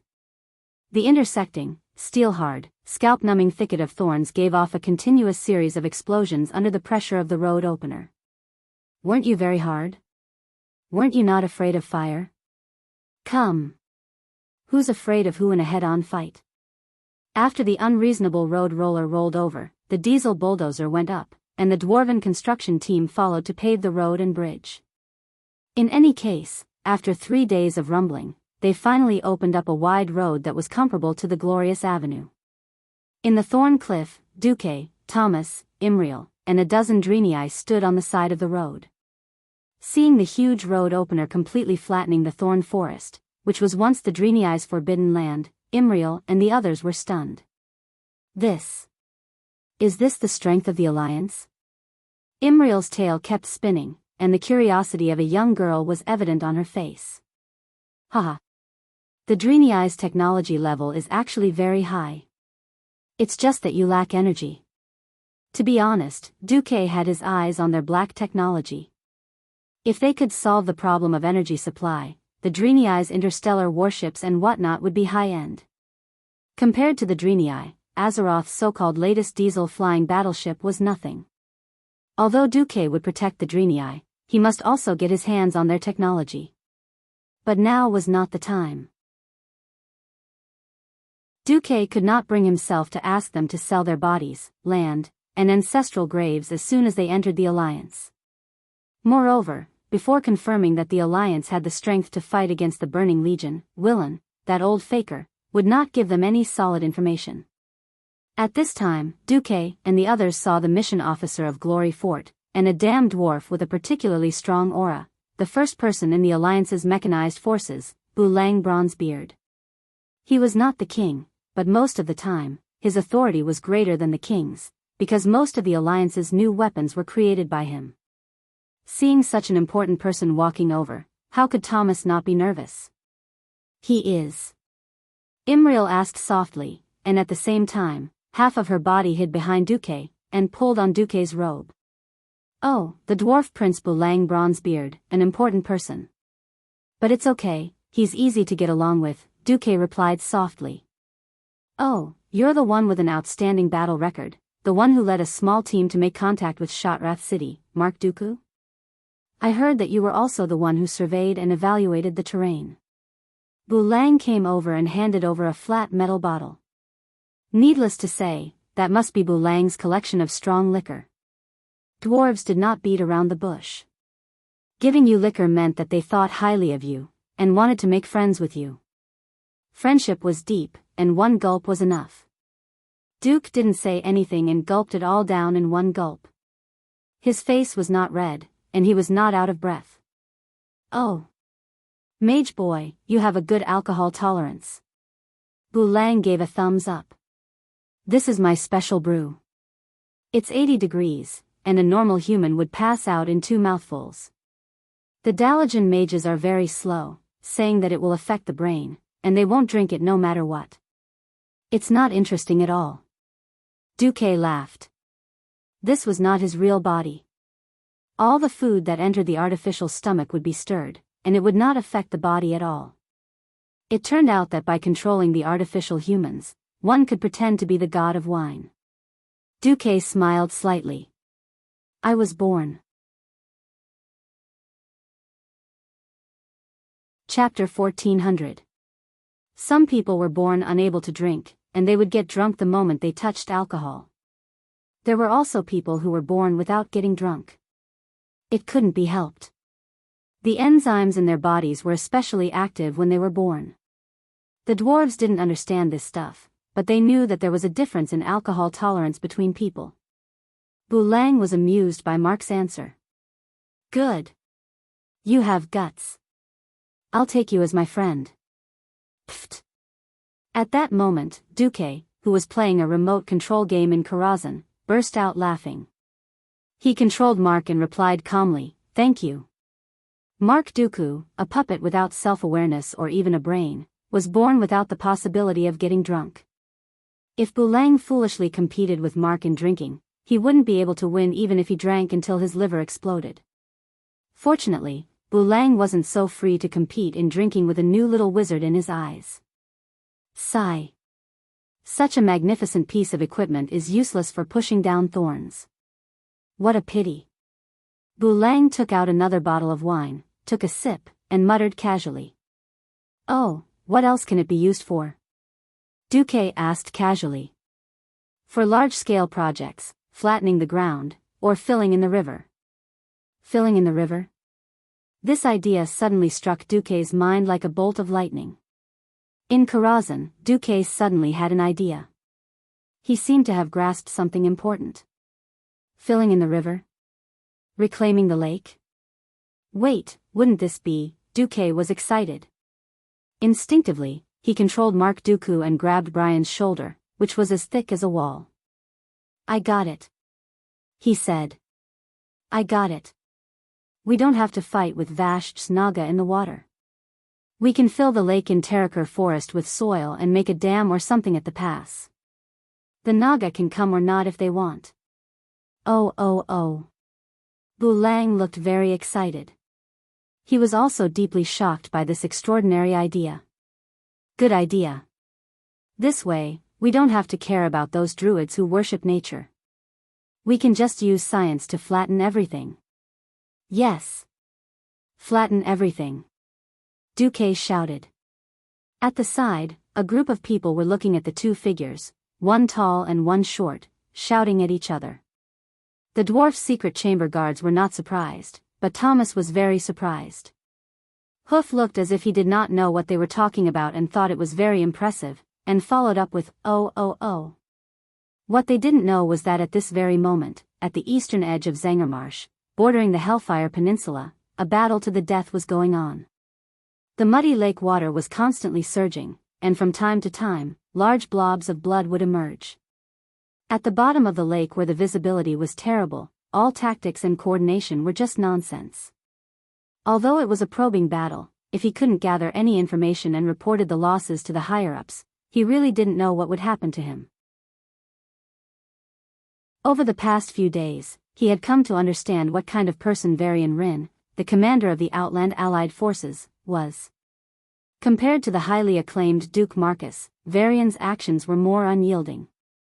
He could tolerate failure, but he could not tolerate cowardice. So Fandral Staghelm had to personally go into the sea, into the water to fight. After killing no less than 20 Nagas, Fandral's heart turned cold. As a strong person who had stepped into the realm of heroes, his senses were stronger than all the other druids, so he could clearly feel that the corpses floating at the bottom of the lake were mostly Tauran and night elves. Less than 1 in 10 belonged to the Nagas. Compared with the flexible and tactically coordinated Nagas, Cenarian's druids were like babies. The Nagas did not even need to specifically lure the druids away. They only needed to make a simple diversion, and 2 Nagas could easily kill a druid together. As a last resort, Fandral released a unique natural magic wave. That was the signal to retreat. At this moment, Fandral's heart suddenly rang with alarm. Legend had it that dark energy had the ability to devour all life and souls to turn into its own power, but this was too exaggerated. Fandral did not know if the opponent that suddenly appeared at this moment was using dark energy. He only felt a powerful invisible gravitational force at the bottom of the lake, and the water of the entire dark pool lake was gathering behind him. He turned around the sea lion's head, and was shocked to see a hazy, slender Naga with multiple arms 10 meters away, holding a strange longbow in her hand. The ornate longbow was covered in a dense layer of lightning, and Fandral could even see the intricate patterns on it through the murky lake water. But upon closer inspection, it was not lightning at all. After all, lightning traveled very quickly underwater, and it would disappear in a matter of seconds. It was a layer of translucent blue and white lines, either curved or straight, and those complicated lines looked like a magic circle engraved on the longbow. Using a longbow underwater gave Fandral a feeling of utter absurdity, yet the other party did it. Furthermore, the powerful aura emanating from the other party made Fandral's scalp go numb. His spine stiffened as if he had been electrocuted. So powerful. I'll die. I'll really die if I take an arrow from her. What a joke. Why must I, a druid who has yet to step into the realm of gods, face a demigod? Without even a tenth of a second of hesitation, Fandral turned and ran. Hee. Run, run. If I can't hit you, my 10,000 years of training will be in vain. The powerful demigod female Naga smiled seductively, and the voice of her soul spread in all directions, directly into Fandral's spiritual sea. Fandral was still desperately twisting his body. Speed up. Speed up. Speed up again. He did not know how long he had been swimming. Maybe it was a few seconds, or maybe it was just the usual time of 3 to 5 breaths. Anyway, the surface of the water was getting closer, and he could clearly feel the hope of freedom and vitality. An unprecedented excitement spread through every cell in his body. At this moment, Fandral suddenly felt his body hanging in the air. It was a feeling of emptiness where he could neither reach the sky nor the ground. With great astonishment, Fandral turned his sea lion's head again, and he saw a scene that made him feel incomparable despair. All the water in the surroundings had been sucked out in an instant. The female Naga, who should be called Vasht, had actually sucked away a small half of the dark pool lake's water, compressing it beyond imagination, and finally turned it into an arrow that was not very large, knocked on the bowstring of the gorgeous carved longbow. And at this moment, he, the great druid, Fandral Staghelm, was actually suspended directly above a huge whirlpool. He was being pulled by an inexplicable force, or perhaps he was being held up, and he could not move at all. At this moment, the slender fingers of Vasht's right hand suddenly loosened, and the thin water arrow left the bowstring. Chapter 1401. Whoosh! Suddenly, the arrow lengthened. No, Fandral screamed. He understood that if he was hit by this arrow, it would be equivalent to being hit by half of Dark Swamp Lake. No. Or worse. Because the lake was a compressed version. At this critical moment, he showed the true colors of a hero-level powerhouse. He did not choose to turn into an eagle and try to fly away. Instead, he turned into a ridiculous bear. In this state, his armor was even stronger than that of the Dwarf King's deity incarnate state. Of course, it was only armor. In terms of magic resistance, the bear could not compare to the Dwarf King's avatar. But the bear's vitality was stronger. Then, he took the attack head-on. Just as the mark controlled by Duque and Bulang reached an agreement, thanks to the magic network transceivers all over the Hellfire Peninsula. Bulang was the first to receive the news. A human mage hurried over, but his eyes fell on Mark Dooku, who was standing beside Brian. The messenger looked a little awkward because this was a level 1 secret. I'll take my leave. Duque wanted to retreat after saying this. But Bulang grabbed Duque's wrist like a pincer, and he could not move. Bulang glanced at Thomas and the confused Hoof and laughed. Brat, do you think I don't know who you are? This was a pun. Duque did not expect Bulang to be so cunning. When Thomas heard this, he naturally thought that this mark should be a descendant of some great meritorious service. Or the illegitimate son of some big shot. In the circle of nobles, this was a normal thing. Imriel knew nothing about humans. Anyway, he was just a mascot. But to Duque, it was a different story. His impersonation of Mark Dooku was kept a secret from everyone except his own harem. The more people who knew, the easier it was for something to go wrong. He did not think that he would expose himself in a moment of excitement. At the end of the day, it was because his relationship with the three Bronzebeard brothers and Jurban was too good. For many days and nights, it was Duque, the transmigrator, who brought along these four dwarves who had a big brain hole and were passionate about practical matters, turning what was supposed to be black technology into reality. From blitzkrieg to rail transportation. From mechanized standardized mass production to flying battleships. Sometimes, even Duque's closest friends, the Windrunner sisters, were jealous and said that Duque spent more time with the dwarves than with them. At the end of the day, Duque was too familiar with Bulang. On this side, with Bulang's permission, the messenger reported the latest information. The Cenarian Expeditionary Army suffered a crushing defeat in the first battle. Sir Fandral Staghelm was ambushed by Vashj and was seriously injured. In Karazhan, Duque raised his eyebrows and muttered to himself, "Why didn't Vashj just get rid of this guy?" Well, Duque did not speak, but Bulang did. "Damn it, if he's dead, no one will scold our industry for polluting the environment. This is really unfortunate news." The group of people around him rolled their eyes. "You've been exposed a long time ago." Bulang did not blush. Anyway, it was not the first time that the Bronzebeard brothers, who held the banner of the Industrial Revolution and shouted, "Want GDP, not environmentalism," had quarreled with Fandral in the alliance. Duque did not care about this kind of trivial matter. After all, the alliance was an equal organization that only required allies in military matters and tried to coordinate as much as possible in other matters. As long as they did not join the Burning Legion or other evil forces, it was their business how they did in their country, and other countries could not interfere. Besides, the Industrial Revolution in Azeroth was originally driven by Duque. In fact, when productivity had not developed to a certain level, there was no environmental protection or sustainable development at all. Ahem. I've gone too far. On this side, Bulang patted Duque's shoulder with his big hand. Well, it seems that it's up to us now. November of the 23rd year of the Dark Portal. In Azeroth, this was undoubtedly the month of entering winter. In Draenor, which had lost its core and was disintegrating, the weather did not change at all. The Taraka forest was still like summer. Due to the large number of allied troops entering the Taraka forest, the Fel Orc army that had previously besieged Shotrath city had retreated early under the command of Kilrog. They entered the Blade's Edge mountain area further north through Zengermarsh that was controlled by Vashj. Duque was able to let Bulang's engineering team carry out the chain blockade operation under the cover of the Griffin Legion and the Dalajan mages in Stormwind. The so-called chain blockade, the biggest meaning was to block the enemy, so that the enemy could not go up or down, making it extremely uncomfortable. Specifically, it was to build a dam to stop the flow. If they followed the traditional method, then someone had to walk or take a boat to the middle of the water and sink huge wooden stakes all the way to the bottom.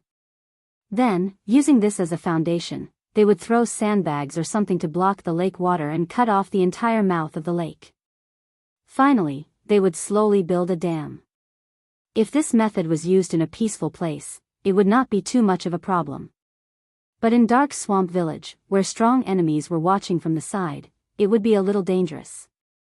Dark Swamp Village was located in the southeastern corner of Zengermarsh. It was the core waterway that connected Dark Swamp Lake and the Taraka Forest's Hilmia Lake. It was a place with many small islands and narrow waterways, similar to a water village. Although the water was relatively gentle and shallow, when it fell into Hilmia Lake, there was an obvious big drop. To be specific, it was a large waterfall that was more than 100 meters wide and had an average drop of 20 meters. What do we do? Although he had sent scouts to survey the terrain and had seen the actual situation, Bulang still frowned. Duque, who was playing the role of Mark Dooku, had a card up his sleeve. He raised his thumb and pointed at the big guys behind him. "Didn't I tell you to remove all the steam tanks and put stones on the turrets? Just drive the tanks into the water and sink them." As soon as he said this, the dwarves around him were shocked. Damn! There was such a suffocating operation? Bulang said, This will work. Anyway, the people operating the tanks have all been replaced by humans who can swim. It's not like your people are going into the water. Duque shrugged. Bulang finally understood. Using wooden stakes to seal the mouth of the lake was too slow. Once the Nagas attacked, the project would definitely be paralyzed. But if the entire steam tank sank, half of the mouth of the lake would be sealed on the spot. The tank with the turrets removed was like a large rectangular box. It was very convenient to stack more tanks on top of it, or to build the stones for the dam. In this way, the sealing of the lake could be done in half a day. When the lake water stopped flowing, it would be useless even if the Nagas came. They would not be strong enough to move these behemoths that weighed more than 30 tons. What a genius idea! How did you think of it? Bulang let out a sincere sigh of admiration. I saw it on TV when I was watching the flood rescue.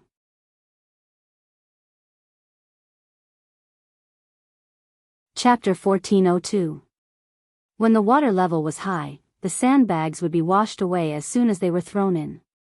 The Celestial Empire didn't just drive trucks filled with rocks in. Sometimes, it was a ship full of rocks that sank in the gap and blocked the dam. Of course, Duque wouldn't say this out loud. Instead, he said domineeringly, the old steam tanks are going to be eliminated anyway, so I suddenly thought of reusing them. Duque's words were so reasonable that Bulang had nothing to say. If there was a shortage of iron ore, all the scrap metal would be thrown into the furnace to be recycled.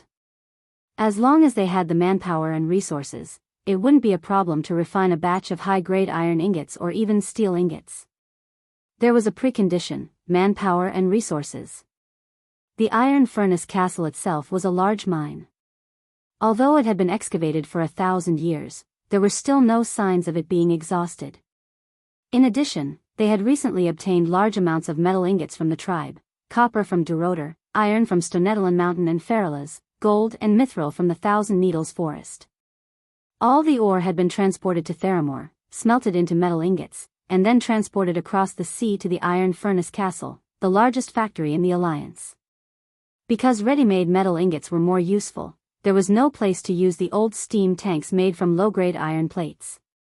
So when Duque suggested using hundreds of steam tanks that had been shipped to the outer lands but could barely be used due to the lack of steam pressure, Bulang was truly shocked.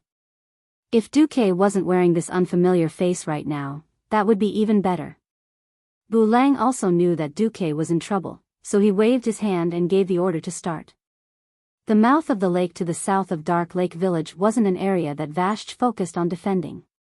After the soldiers of the Griffin Legion killed all the large lizards wandering near the mouth of the lake, the Alliance army began to set up large numbers of heavy iron horses in the waterway to act as fortifications. When 5,000 human infantry, 500 elven archers, and 200 mages formed a line of defense, the human engineers drove the rumbling steam tanks into the lake. It had to be said that this was a technical job that required a lot of courage. Of course, they could use iron rods to press down on the accelerator and let the tanks continue to sink into the water. But in reality, many things could happen before they sank. Would they go astray? Could it be that the water was too shallow and the steam tank was stuck? The air pressure in the outer realm was low, and all kinds of situations could happen.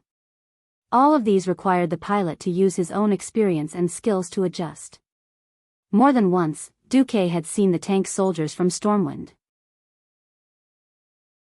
In order to be accurate, they would often wait for the tank to start sinking before jumping out of the cockpit like parkour. This made Duque shudder with fear. One east and one west, working in two directions at the same time, greatly increased the efficiency. In less than half an hour, a rough dam appeared in front of the Alliance soldiers. Wow! The engineers cheered enthusiastically. Keep it up, lads! Bulang shouted. For this battle, Bulang even tricked William into going to the eastern entrance of Zengermarsh to inspect. As a matter of fact, Vashj took the bait. As William approached the surface of the water, the powerful Naga siren shot him with an arrow. This arrow was very strange. At first, it looked like an extension of a reflection in the water, and no one was alarmed. When everyone reacted, the sharp arrow made of water was already less than an inch away from William's cheek. No! Vala screamed and waved her dagger. She hit the tail of the arrow. It was useless. The feedback from the epic-grade dagger made Vala's heart fall into the abyss. The feeling was no different from stabbing a dagger into the water of a pond. Something that no one could have expected happened. Ever since he stepped into the outer realm, William, who had always been a berserk warrior with long swords, actually took out a huge shield that felt like a mountain at lightning speed. At the same time, 3 illusory golden shields revolved around William's body. This was the defense warrior's signature profession skill, shield wall. Humph. William let out a muffled groan. Even at the cost of this epic-grade shield being pierced, it still bought him time to dodge. William's entire body was almost parallel to the ground as he dodged the water arrows splash by a hair's breadth. Tisk! A disdainful soul voice came from the water. William didn't come here alone. As the commander of the Outer Realm's allied forces, besides Vala and Brawl, there were also Solarian, Lilith, and other hero-level powerhouses beside him. Unless Vala was willing to give up her advantage in the water and run to the land to fight William and the others, she could only give up. In fact, not long after they retreated, Vala received information from the Dark Lake village. What? Good plan. Vala's seductive face flashed with a fierce glint. Let the Tidewalker pass. On the other side, in the south of the Dark Lake village, intense construction was still going on. A temporary dam formed by 4 huge steam tanks sunk side by side had already appeared in front of everyone. Using the tanks that had sunk into the water and were filled with rocks as the foundation, a large number of sandbags were thrown to the north of the dam. The originally turbulent water had now become a small stream. When the flow of the water slowed down slightly, Duque ordered people to pour cement into the water. Hee hee. In another half a day, even if Vala came personally, she wouldn't be able to deal with this dam. Bulang snickered. Don't laugh too early, Duque warned. Never underestimate an intelligent powerhouse. As if confirming Duque's guess, rumbling footsteps came from the north of the Dark Lake village an hour later. Duque and Bulang frowned at the same time. A scout came. Report. We've discovered a giant that seems to be a deep-sea giant. He's holding a huge anchor and is advancing towards the dam. There are hundreds of water elementals and close to 1,000 male Naga around him. There are many enemies, and we don't have many experts on our side. Bulang pouted. I know. Duque gazed into the distance expressionlessly. The Griffin Legion soldiers in charge of guarding the front were resting in 3 shifts. Only the 2,000 people at the outermost part of the formation were prepared for battle. The rest of the soldiers were allowed to rest, but they were all wearing armor and holding their weapons. Since there was enemy activity, they all took their positions and waited for the enemy to arrive. However, the battle this time was different from any of their previous battles. They were not standing on solid land, but on an isolated island that looked like a watery village. Although the water was shallow, Duque would never forget how terrifying the water attacks in the Romance of the 3 Kingdoms were. The places where the soldiers stood were all reinforced with sandbags and were at least 10 meters away from the surface. In this period of time, they even added metal components that resembled a wave breaker to the front of the soldiers. That's right, the greatest enemy of the soldiers wasn't the Naga, but the possible flood.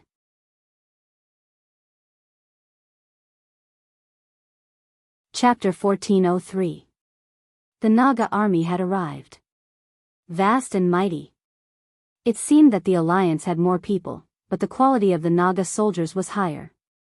Even the well-trained soldiers of Storm City, no matter what weapon they used, would find it difficult to defeat a Naga in a one-on-one battle. Racial talent determined the upper limit of an individual soldier's combat power. Male Naga had giant-like arm strength and impact. Female Naga had inherited the spellcasting ability of the Night Elves. The conversion ratio of Naga to humans was 1 to 5, which was a conclusion based on long-term statistics. Not to mention the unknown number of water elementals at the moment, and a boss-level underwater giant holding the line. The soldiers of the Griffin Legion were a little sweaty. This was not a battle of the same level. Once the fight started, it would be difficult for them to escape. But glory and discipline drove them to stand their ground. Every soldier could not help but move their fingers so that they could hold the hilt of their swords tighter. Bulang? Duque said softly. Yes. Bulang snapped his fingers. Suddenly, not only the Griffin Legion, but even the Naga noticed the change above their heads. They instinctively raised their heads and looked at the huge shadow in the sky that covered them all. It was a fleet of spaceships. First, 4 giant ships with 3-story gun decks and towering stern were descending from the top of the dark void. And in the middle of the airspace surrounded by them, 8 larger flying ships descended one after another. Unlike ordinary warships, their balloon-like appearance looked a little ridiculous at first glance.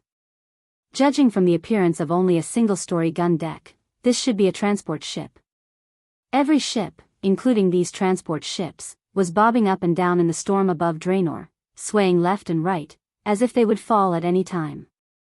Then, a large number of lightly armored dwarf knights could be seen hovering high in the sky above the 12 ships, holding storm hammers that were flashing with lightning. They were riding the griffins that they were proud of, and the little lightning arcs in the air formed a circle outside the fleet. It's our people. The flying fleet of the Alliance. The sudden appearance of the strange enemy finally affected the Nagas and the others. Even the leader of the deep-sea giants, Morogar Tidewalker, could not help but raise his huge head to look at the uninvited guests who suddenly broke in midair. It wasn't that Serpent Temple's troops didn't want to do something, but it was too high. These fleets hovering 500 meters in the air were completely beyond their range of attack. Immediately afterwards, the Griffin Legion soldiers received a new order. Emergency retreat. Everyone's expressions were very interesting. As infantrymen of the new era, they had all received artillery training. What they were told the most was how to make themselves stand out in the eyes of their allies in the sky and at the rear, so that their allies could adjust the firing parameters of the cannons and not hit by mistake. How could he have encountered such an order today? However, as the elites of Stormwind, even if the order for an emergency retreat was given, it did not mean that they would abandon their armor and flee. In an orderly fashion, they moved from the back to the front and quickly ran towards the high ground on both sides of the river. This scene left the Serpent Temple army a little dumbfounded. If it was a tribe that had fought many big battles with the Alliance, they would definitely understand on the spot that the Alliance was going to make a big move. There were only 2 choices left in front of them. One was to charge quickly and muddle their own soldiers with the Alliance's soldiers as much as possible, creating a chaotic battle. In this case, blowing up their own people was something that Duque would never do. The second was, run. The faster the better. Unfortunately, before the battle in the Outer Lands, Vash's people had never interacted with the Alliance, and were unable to understand how crazy modern air raids were. In addition, the leader today was the brainless deep-sea giant boss Morogri. In the end, the group of Naga made the most idiotic choice. Like curious babies, they looked at the large-bellied ship above their heads as it opened its hatch. A large cloud of gray stones fell from the sky. What is this? Don't know. If they want to kill us, they should at least use stones, right? A group of male Naga who were not very intelligent showed the Alliance what it meant to be dumbfounded. Very quickly, they realized that something was wrong. The grayish-white substance on their bodies reacted to the water on their bodies. It was a terrifying feeling, as if one was suddenly thrown from a cool spring pond into a blazing hell. The psychological gap was accompanied by the sharp pain around their bodies. Every Naga could not help but wail in pain. They beat themselves madly, using their claws to wipe the dust off their bodies. However, it was useless. In order to display the characteristics of aquatic creatures, their bodies were mostly soaked in waist-deep waterways. However, when these gray stones came into contact with the water, they immediately produced a terrifying heat. Every water channel was like boiling water, crackling and popping. From afar, over 1,000 nagas and water elementals looked like glutinous rice balls rolling in sesame paste. Glutinous rice balls in the form of monsters. They used their strong bodies to struggle with all their might, but under the intense pain of the ultra-high temperature, it didn't take long for them to fall dead in the waterway. No. It was already a mud road, not a waterway. The quicklime quickly filled up every small waterway, turning it into a sticky, semi-solid substance. On the high ground on both sides of the dam, Bulang and the soldiers of the Griffin Legion were dumbfounded. Bulang's voice trembled. What kind of new weapon is this? When did it get here? How come I don't know? The Alliance's big explosions were all handled by Bulang. Duque shrugged. Nothing special. It's just quicklime. It suddenly encountered a large amount of water, and became like this. Quicklime was the most commonly used industrial raw material. It would mature after being wet, and was a typical coating material and adhesive for bricks and tiles. Bulang, of course, did not know, because this stuff was originally used to build blockhouses. Quicklime would produce high heat when it came into contact with water. For a certain transmigrator, this was just common knowledge in middle school. But for Bulang, who had never looked back on the road of explosions, this was obviously unorthodox knowledge. Bulang's tongue was hanging out, and his eyeballs were about to pop out of their sockets. His brain seemed to be unable to accept that such a strong Naga division was completely destroyed in a few blinks of an eye. Bulang's brain worked very quickly. If there was enough quicklime, then the crooked, dead lands of Zangarmarsh that ordinary people could not set foot in would all become roads. At this moment, the deep-sea giant boss Marogri, who was heavily injured by the high heat of the quicklime, went crazy.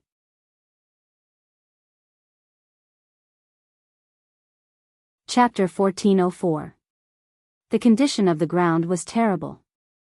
There was boiling lava-like stuff everywhere, hot and sticky. It was like walking in the crater of an erupting volcano. Marogri slipped and half of his body was stuck in the slurry mountain of slurry, which made him feel even more pain. Roar! Marogri tried to summon a water ball to get rid of the disgusting stuff on his body, but the surrounding water had all turned into sticky slurry. This stuff was beyond the scope of nature, so he naturally could not command it. Without magic, he still had a strong body that was unimaginable to mortals. His huge body that was 6 stories tall could be said to be unstoppable when he charged.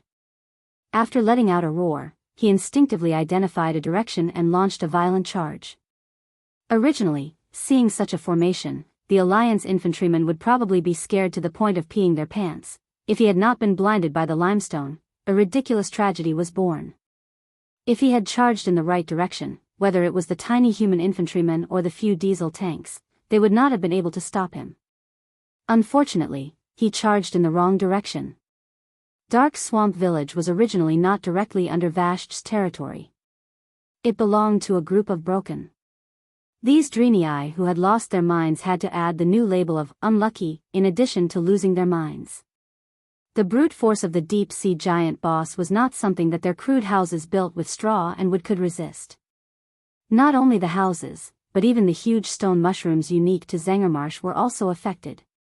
Mushrooms that were 10 stories tall and 20 stories tall were directly knocked over by Marogri. The berserk but blind giant destroyed everything he touched in a frenzy.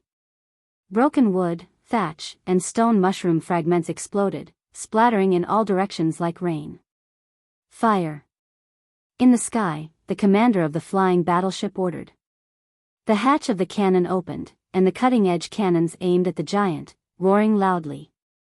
However, most of the cannons missed. It was not that the Alliance's cannoneers were too bad, but the conditions in the outer realm were too bad.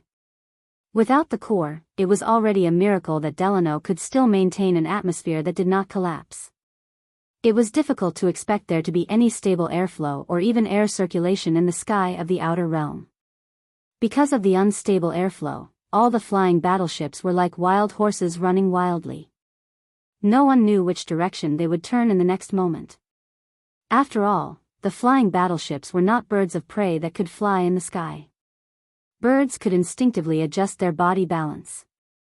On the other hand, the flying battleship could only rely on the helmsman's ability to make slow adjustments.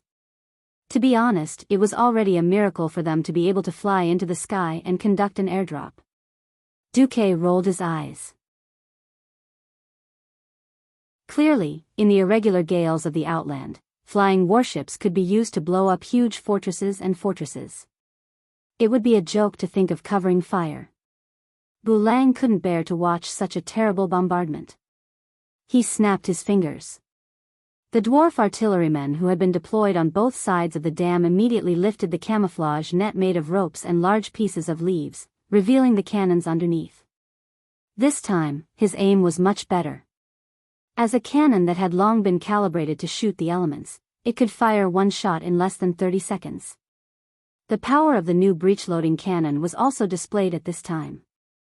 The cannonball's initial speed was very fast, so fast that the giant boss had no time to react before it was hit. Just the first round of the fierce impact was enough to make Malogri stagger.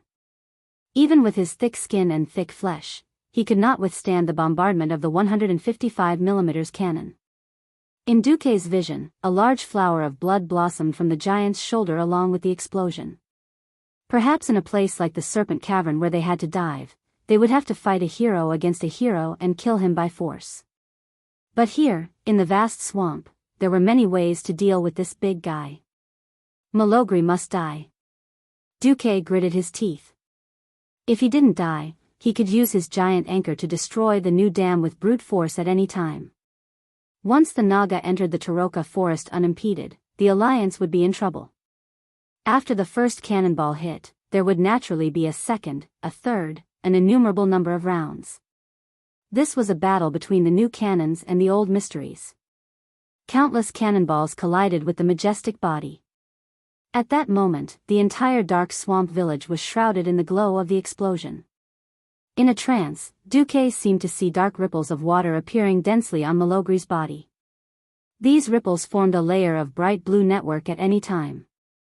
Originally, it seemed that the sea giant had a chance to survive this wave. But at this moment, the Alliance hit the jackpot. A powerful dwarf bombardier smashed a 4,000-pound super bomb onto Malogri's head. Boom! The explosion caused by the 2-ton bomb completely enveloped the entire dark swamp village and spread in all directions. With the giant at the center, there seemed to be a moment of delay before a visible shockwave swept across the entire swamp. Woo! Mark Dooku wasn't Duque himself. Unless he wanted to use his life-saving skill, Ice Barrier, he could only obediently hide behind the enlarged Bulang who had activated Avatar. He wasn't the only one who had to hide. Even the retreating soldiers of the Griffin Legion had no choice but to crouch on the ground and use their rectangular tower shields to protect themselves from the flying sand and stones that came crashing down on them. Unfortunately, Duque had underestimated the power of the explosion. If it wasn't for Bulang grabbing him at the crucial moment, he probably wouldn't have been able to avoid the tragedy of being sent to the sky. This wasn't an exaggeration. Not far from them, more than 10 soldiers were blown away. The less fortunate ones fell directly onto the rocks beside the waterfall and probably died on the spot. Only half of them were luckier and fell into the pool below the waterfall with a splash. If it wasn't for the construction workers who hurriedly used poles and other things to pull them out, they probably would have fallen as well. Under normal circumstances, no one could swim in armor. Did he die from the explosion? Faced with Bulang's question, Duque really wanted to say yes. Unfortunately, the answer was the opposite of what he wanted. While he wasn't completely unscathed, Malogri was indeed not dead.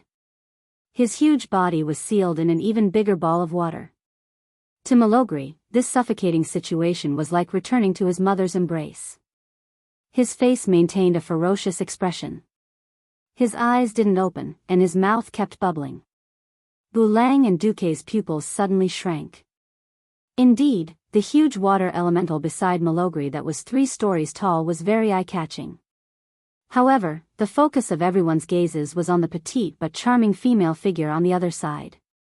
Snake hair, a bow, a soft snake-shaped lower body, and an overwhelming evil aura.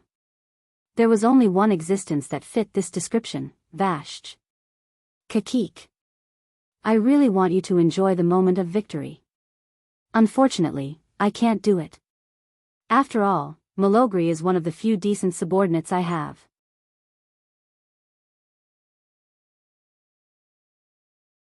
Chapter 1405. In a sense, Azeroth was also a world where blood and lives were used to prove that working together could kill all enemies. Elite monsters that one person couldn't kill, 2 more people could do it. Dungeons that one person definitely couldn't do it, 4 more companions could do it. Bosses that one person couldn't do it alone, a group of 39 bandits could do it. Apart from childbirth, which couldn't be sped up by numbers, there wasn't anything that couldn't be solved with numbers.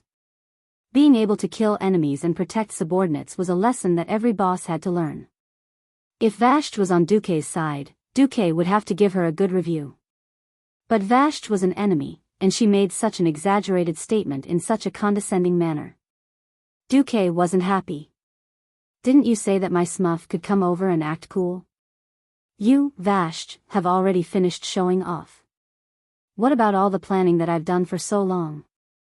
It wasn't that Duke didn't have a trump card, but the reason why it was called a trump card meant that it couldn't be played easily. This trump card was the magic net. As long as Mark Dooku existed, the magic net would cover the area. It was said to provide stable magical communication for the allies, but in reality, when necessary, it could become a special channel for Dooku to smuggle his personal goods. But Duke didn't want to use it now. Whether it was magical communication or magical power transmission, magical power traveled through the void, and the void wasn't a so-called superconductor that didn't have energy attenuation. How could it be easy for Duke to connect magical power from Azeroth through the dark portal and then cross the energy-poor Hellfire Peninsula?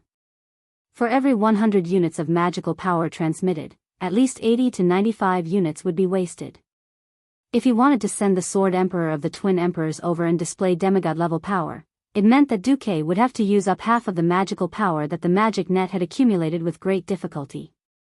Just imagining that situation made Duke's flesh hurt. But Duke didn't have any powerful helpers. To hold Vashj back, Bulang might be able to fight with all his strength, but who was next to Vashj? The system immediately confirmed that Duke's thoughts were correct. The unstable Hidus was another troublesome water elemental boss. 3 of the Serpent Temple's 6 big shots had already arrived. Excluding Yusler, whose body was even larger and couldn't swim in shallow water, Vashj might still have 2 other bosses hidden behind them. What to do? Duke was worried sick. It seemed like William had unintentionally become a target, and the plan had obviously failed. If Vashj attacked, but she didn't want to waste the mana of the weave, what should she do? I'm also in despair. Just then, Bulang made an almost undetectable gesture, and the sorcerer in charge of magical communication immediately notified the captain of the flying battleship in the sky. Another 4,000-pound bomb fell from the sky. Swish, just the sound of his descent through the air was enough to make the distant Griffin Legion soldiers feel their scalps go numb. Duke sighed. Sure enough, what happened next was as expected. Plop. Plop. When the giant bomb, which was slightly larger than a carriage, fell 100 meters above Vashj, the entire bomb was suddenly wrapped in an even larger water ball. It looked as ridiculous as a gummy candy.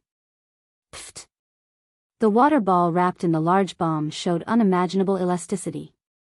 It actually fell from the sky and smashed less than 20 steps away from Vashj.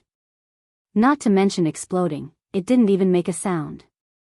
Duke and Bulang's pupils suddenly shrank. For some reason, Duque suddenly thought of a very classic saying, all bullets and cannonballs are just flying tools that fly a little faster. Yes. As long as one had the speed to eliminate its power, then all bullets and cannonballs were nothing. In the world of martial arts, only speed was unbeatable.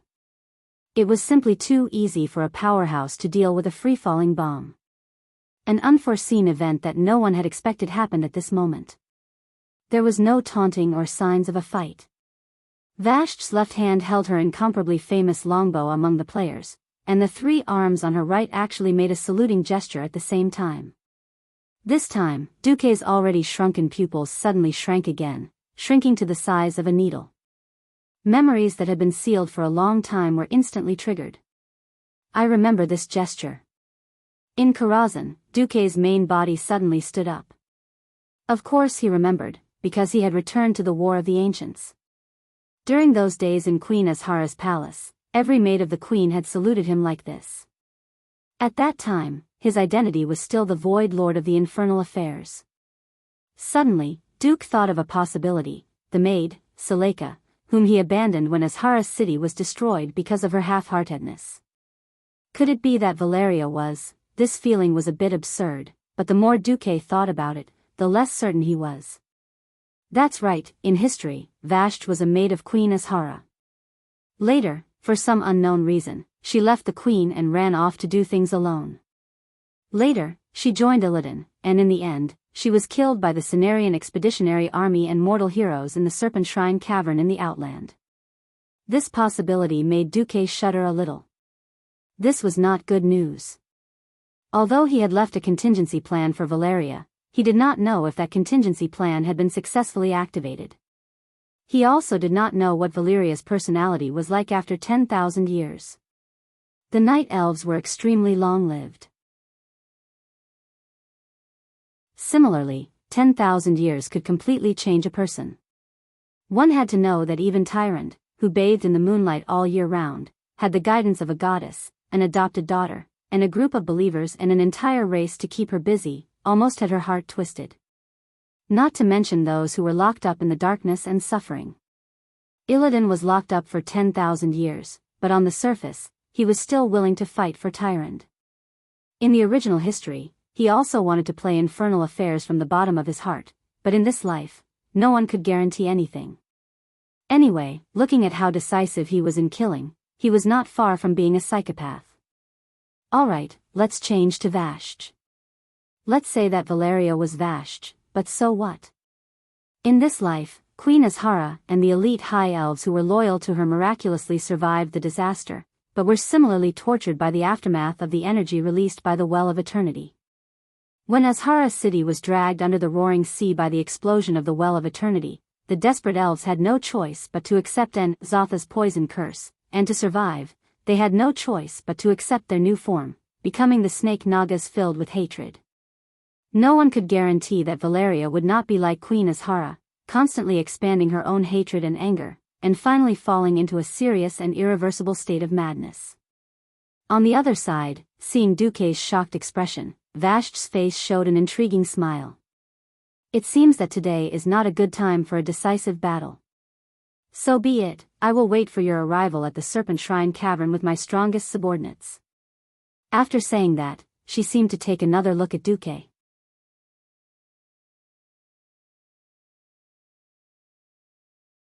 Chapter 1406. It's her. Not her. Duque felt like his heart was being scratched. He was so curious that he was about to explode. He didn't know what to say about this karmic situation. A few years ago, he left. 10,000 years ago, during the ancient war, he abandoned Selija because she fell in love with her master. Although he didn't do anything to Selija and didn't have any psychological burden, he still sold out a subordinate. Duque watched as Vashti swayed her soft waist and her long and terrifying snake tail slowly left with her two huge subordinates. She submerged into the swamp in the distance and swam to the dark swamp lake further away. Duque suddenly seemed to have lost something. At this moment, in Karazhan's room, there was a sudden clang at the door. Duque suddenly turned around. It was Jaina. She came in with a plate of supper and didn't even notice that she had knocked it over. Jaina's face, which was always intelligent, was twitching in pain. Vashti. I found you. Jaina's voice didn't give Duque a feeling of resentment. But Duque could clearly feel the persistence in her that couldn't be pulled back. Duque's heart skipped a beat. Sure enough, time can make people forget many things. If Vashti didn't jump out, Duque would have almost forgotten how Jaina became the queen. The biggest reason Jaina didn't become the girl who sold out her father, who was despised by countless players in this life, was that her father, Daelin, died in the hands of Archimonde, who was crossing west to Mount Hyjal to destroy the Ghost Fleet. Jaina's big brother died in the mouth of the Red Dragon during the second battle of the Dark Portal. The second brother, Thanriad's family, and the destruction of the entire island of Kurtiras were done by Vashti and her subordinate, Naga, who joined Archimonde.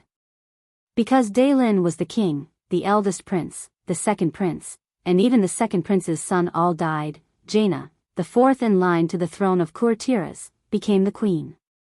Now that Jaina was behaving strangely, Duque knew that this matter couldn't be resolved peacefully. Jaina, don't be rash. Duque flashed over and hugged Jaina. Jaina's delicate face froze for a moment. Then, every curve of her face softened, and she leaned her head into Duque's embrace. Her golden hair dazzled Duque's eyes. Hey, Duque, do you think that I used to hate my father and two brothers? Duque didn't know the answer, but he knew that Jaina just needed someone to talk to. So he didn't answer. Silence was perhaps the best answer. As expected, Jaina gently rubbed her face against Duque's chest. Strangely, Duque felt like he was petting a cat. I've never thought about hating my father, eldest brother, and second brother. Do you know? In the 2,800 years before the 15 years of the Dark Portal, there wasn't a queen in the Eastern Kingdom. I was indignant, but I always thought that my limit was to build a career after marrying you, to prove that I could be independent. A bunch of queens appeared during the third battle of the Dark Portal. Duque recalled that he was also a professional in creating queens. I know why my father treated me coldly in his last days. An outstanding princess was the biggest threat to a mediocre prince. I accepted all of this, left the sea that I loved, the Dalajan that I loved, and went to the elven forest. Jaina's eyes were dazed, as if she had returned to the time when she was 15 years old. Although it seemed glorious, it was actually extremely lonely. Actually, I had already accepted my fate, and surrendered to fate. I thought that was my limit. So when you let me manage Salamar, I was very happy, really happy. Because there was finally someone in this world who appreciated my ability, and not my beauty. What's more, that person was you, the person I had always longed for. Unknowingly, Duque felt a moist feeling in his chest. Jaina cried. I never wanted to be a queen in this way. Even if I really wanted to be a queen, it should be the Celamorians who trusted me, supported me, and were willing to sacrifice their lives for me. They should raise the flag that only belongs to me, Jaina, and offer me the queen's throne. Hearing this, Duque also smiled and gently stroked Jaina's head. What an ambitious queen. Jaina sniffled, sobbed, and revealed a bitter smile full of poignant beauty. Since the remaining people of Kultiras need me, since my surname is Proudmoore, then I have my duty. Don't worry, I won't be hot-headed and abandon my people and the duty of communicating between the two continents to run to Draenor to settle scores with Vashti. If there's a chance, please be sure to kill Vashti and avenge my second brother's family. Duque was speechless. A moment ago, he was still hesitating whether he should verify Vashti's true identity or something. If she was really Seleka, then it was not impossible to capture her. After all, among Duque's subordinates, there were dragons that could fly in the sky and Emperor Kiraj that could burrow underground. He lacked someone who specialized in water battles. Not to mention the little Naga from back then, there was also the Murloc sage Maugre, who was responsible for wholesale IQ among the mentally handicapped Murlocs. There was really no one who could fight. All right. Now, one of the core members of his harem, Jaina, had spoken. Even if Vashti was really Seleka, he could not let her go so easily. Don't worry, as long as I catch Vashti, I will bring her to you. You can steam her, braise her, whatever you want. Duque swore, completely ignoring the dark clouds that suddenly covered the sky outside Karazhan. It was as if a group of cultivators was undergoing a tribulation. Pfft! Jaina burst out laughing.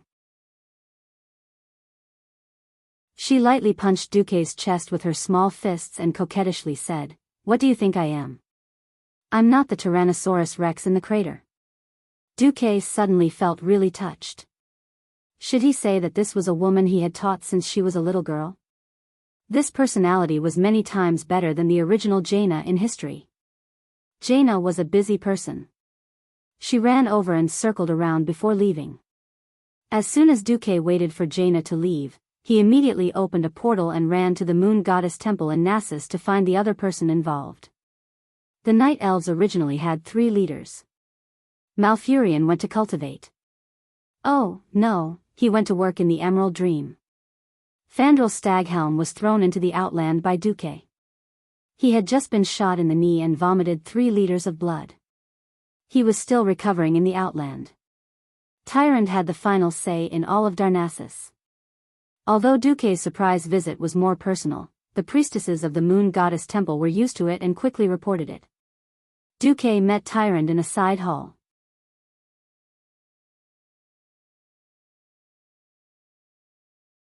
Chapter 1407. Oh, what a rare guest. I didn't think that you, Duque, would actually come looking for me. But this is the moon goddess church. As soon as the host and guest were seated, Tyrant's dignified, flawless, and holy face blushed for a moment. Act. Continue acting. Sometimes, Duque felt sorry for the night elves.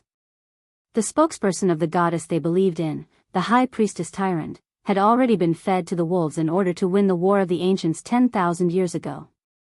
Her moral integrity had been crushed in the process of Duque's evil fantasies. Ahem. Duque coughed dryly and put on a straight face. I'm here to talk business. Oh. Since Duque said it was business, Tyrant, who was dressed in priestess robes, immediately straightened her attitude and sat opposite Duque with her most flawless appearance. She raised her hand gently, her posture as elegant as a painting. Commander, please speak your mind. It's about the War of the Ancients, the time I spent with you in Azhara's palace. Before Duque could finish, Tyrant's face, which she had put on a dignified expression with great difficulty, immediately turned red. Damn it, you're still saying that you're not messing with me? I already said that this is the moon goddess church. The goddess will definitely pay attention to this place. No. I'm talking about Selija. Duque said firmly. Tyrant's eyes widened, and there was some hesitation in them. After thinking about the latest reports from the Alliance, she immediately understood everything. You suspect that Selija is the current Vashj? Yes. Looks like you've made your choice. Indeed. Duque smiled bitterly. He had no reason to fall out with Jaina just to subdue an unknown Selija, Vashj. I understand. You're here to seek enlightenment. Perhaps. I'm someone who cherishes old friendships. If it's someone I don't know, whether he lives or dies has nothing to do with me. If necessary, I can easily destroy him. But old friends. Duque stuttered. He suddenly realized that being a leader was very painful, especially being the leader of the Alliance. Or perhaps it was because the situations he faced in the past were always black and white. Are you an anti-party? If that's the case, I'll beat you to death. You aren't going to go against the Alliance, right? As long as you kill the Burning Legion with me, everything will be fine. Duque could even forgive the beast men who had committed countless evil deeds, and he could ignore the existence of Orgrim and Anastrian. However, he felt uncomfortable killing a maidservant who had served him before. Tyrant spoke softly. The moon goddess, Elun, always taught us to look at problems from multiple perspectives. For example, although the Nagas and the fell orcs are our enemies, they are not truly evil. Tyrant's words shocked Duque. If the other radicals in the Alliance were to find out what you said, you would probably be criticized by many, right?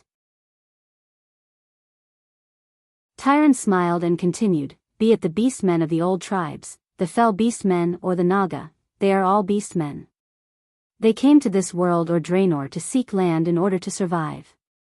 Although to them, humans, the current night elves, and the Draenei are all enemies, their actions are not evil. Their desires are essentially good. Since they are good, one day, when they realize the destructiveness of the Burning Legion, they will take on important responsibilities in this world.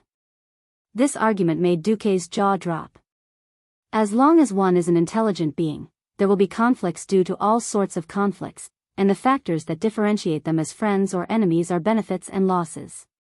It is a pity that we are now in such an extreme era, an era of despair where we cannot survive without the Burning Legion being destroyed. Be it the moon goddess or I, we are not willing to think of building an alliance that only relies on strong combat power in such a situation. Because this will lead us to the path of evil. At the end of the day, we are not united just to defeat our enemies. We are raising our weapons for our comrades, and even the future of the entire planet. So, if there is a chance, be it you or Jaina, learn to forgive. After Tyron finished speaking, Duque was completely silent. After a long time, Duque finally squeezed out a sentence, forgive. Tyron smiled. After joining the alliance, I have always heard people say that the prosperity and power of the alliance today is forged through military force, the result of the great leader Duke Marcus's leadership. Is that true? Not at all. Duque was resolute. I have never felt that the alliance is solely due to my efforts. This is an alliance forged from the dreams of countless people. Countless people abandoned their leisure, and invested their imagination, energy, and physical strength into it. A mere Duke Marcus can't build so many flying warships, tanks, and attack every inch of land in Azeroth and Draenor. Tyron's smile became even wider. Then I would like to ask, in the 2,800 years of the rise of the human race, did no one fight against the elves or dwarves? Who didn't fight? Where there are people, there is paste. The violent dwarves and Stormwind had a lot of friction, but after understanding each other, they became strong allies. After hearing this, Duque finally understood what Tyron meant. Alright, in the past, people told me that the priests were all charlatans, and I didn't believe them at first. Today, I have finally seen it for myself. You've been beating around the bush for so long. It seems like you've told me everything, but at the same time, you haven't. Tyron smiled like a flower, hee. You are a true demigod of Azeroth. You have no right to call me a charlatan. Pfft. He was used to the thinking of mortals, and didn't have that many thoughts of being superior to the rest of the world. Alright, I understand what you and Elune are trying to say. As long as there is anger in your heart, let's fight. Until one side is done. After that, I, the guide, will have to deal with the aftermath. Oh please, this is a death grudge. Tyron sat down and leaned on Duke, rubbing herself against him. Duke Marcus, the only person in the alliance who has the aura of a legend, the man who can always make the impossible possible, the partner of me, Jaina, and other outstanding women. This matter depends on you. If you can't do it beautifully, how can you think that you have the right to be loved by the 7 noble ladies? Alright, charlatan is right. Duque replied impatiently. I really hope that one day, every race in the Alliance can create an ideal world without war. When that time comes, I won't have to work so hard, mediating disputes every day, and doing all sorts of things. Alright, I won't let you down.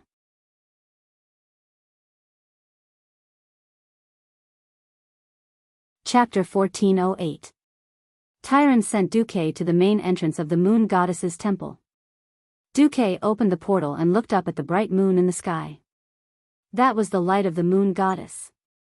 For the past 25,000 years, this light had shone on the land of Azeroth every night. That kind of gentle radiance that contained divinity, just one glance was enough to make one remember its glittering pride forever. Elune had witnessed the rise and fall of Azeroth. From the tragic slaughter of the Dark Empire to the shocking ancient war 10,000 years ago.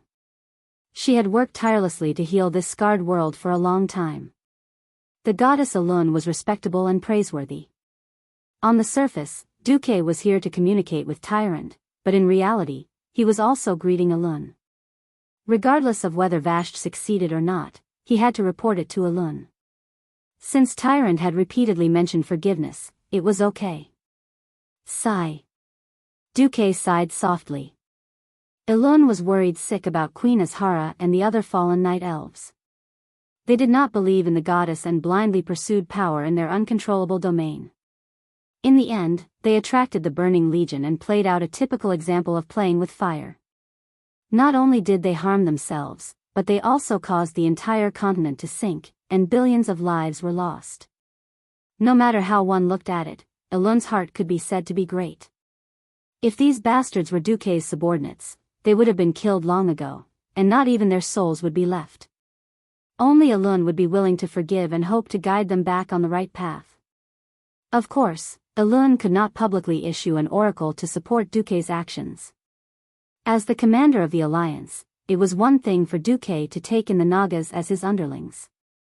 As the only true goddess of the night elves, it was another thing for her to do it publicly.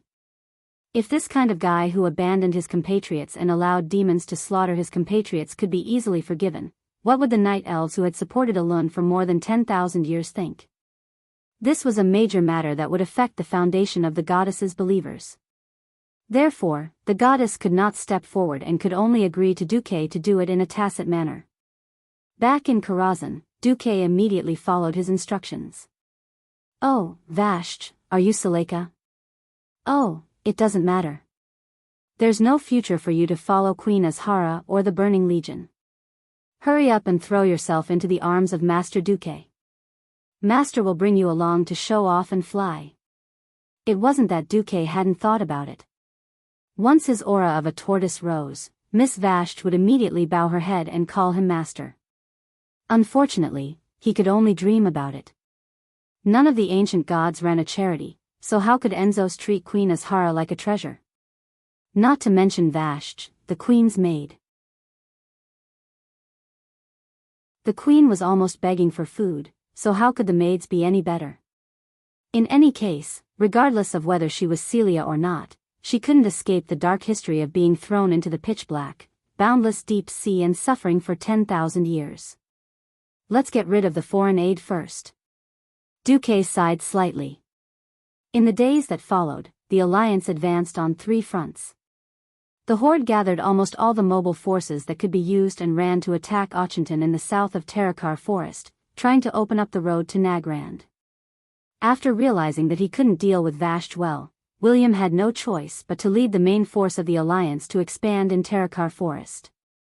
In order to ensure supplies from the Hellfire Peninsula to Shotrath City, they first took care of the Raven Nest at the west side of the Thorns Rampart rocky grounds and beat the Crow people inside until they were covered in feathers.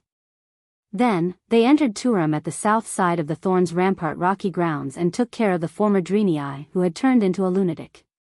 Finally, the alliance began to build a new stronghold in the south of Terakar Forest near the Moon Shadow Valley. Originally, this stronghold would be named Aurelia Stronghold, to commemorate the heroine Aurelia who had disappeared in the Outland War. But in this life, Aurelia had never gone to the Outland.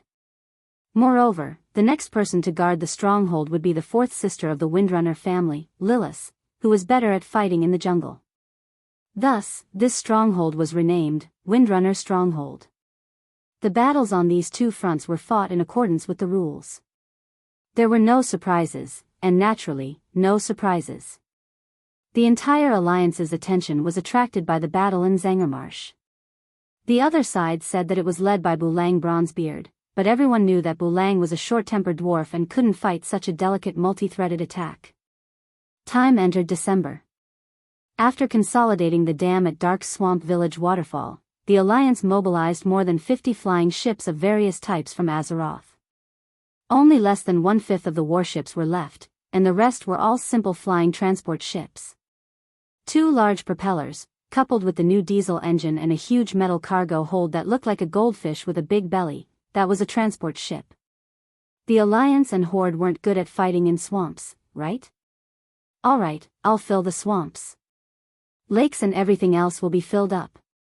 What seemed like a fantasy was nothing in the face of the Alliance's incomparably powerful transportation capabilities. A smaller flying transport ship could carry 500 tons of sand. A larger one could carry 3,000 tons.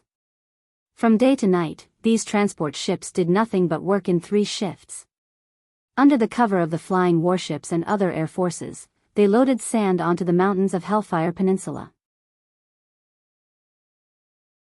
Then the first step was to fill up Dark Swamp Lake, which was located between Nagrand in the west, Terakar Forest in the south, and Hellfire Peninsula in the east. I'm not as good as you in water battles. Alright, now I'll force you to fight me on land. Let's see how you Naga can act. Facing a transport ship that could drop sand from 500 meters in the air, the Naga side really couldn't do anything. In the outland where magic was chaotic, no one's magic could be blasted out more than 500 meters. There were so many bosses in the Serpent Shrine, but none of them could fly. They could only stare at the Karaji bugmen flying around in the sky and the small boss Shatura. The water in the swamp area wasn't deep to begin with. After a few rounds of dropping sand, the waterways leading to Dark Swamp Lake were all filled up. Unless the Naga had the ability to deal with sand better than the Alliance. Whether it was eating it and pulling it into the void, or using magic to make it disappear, as long as they couldn't deal with the sand, they had no choice but to accept the cruel fact that the area they controlled was decreasing every day. When the Alliance used sand to divide Dark Swamp Lake into 7 or 8 pieces, the efficiency of filling up the lake increased. Under the cover of the Air Force, the fearless dwarves drove diesel bulldozers and started filling up the lake. There was no solution to this kind of shameless fighting style. As a last resort, on the 12th of December, the fell orcs once again appeared in the original filling area of Dark Swamp Lake. Unexpectedly, when the fell orcs were more than a kilometer away from the water's edge, a group of Griffin Knights and Hippogriphon archers immediately rushed up. And then, there was no then.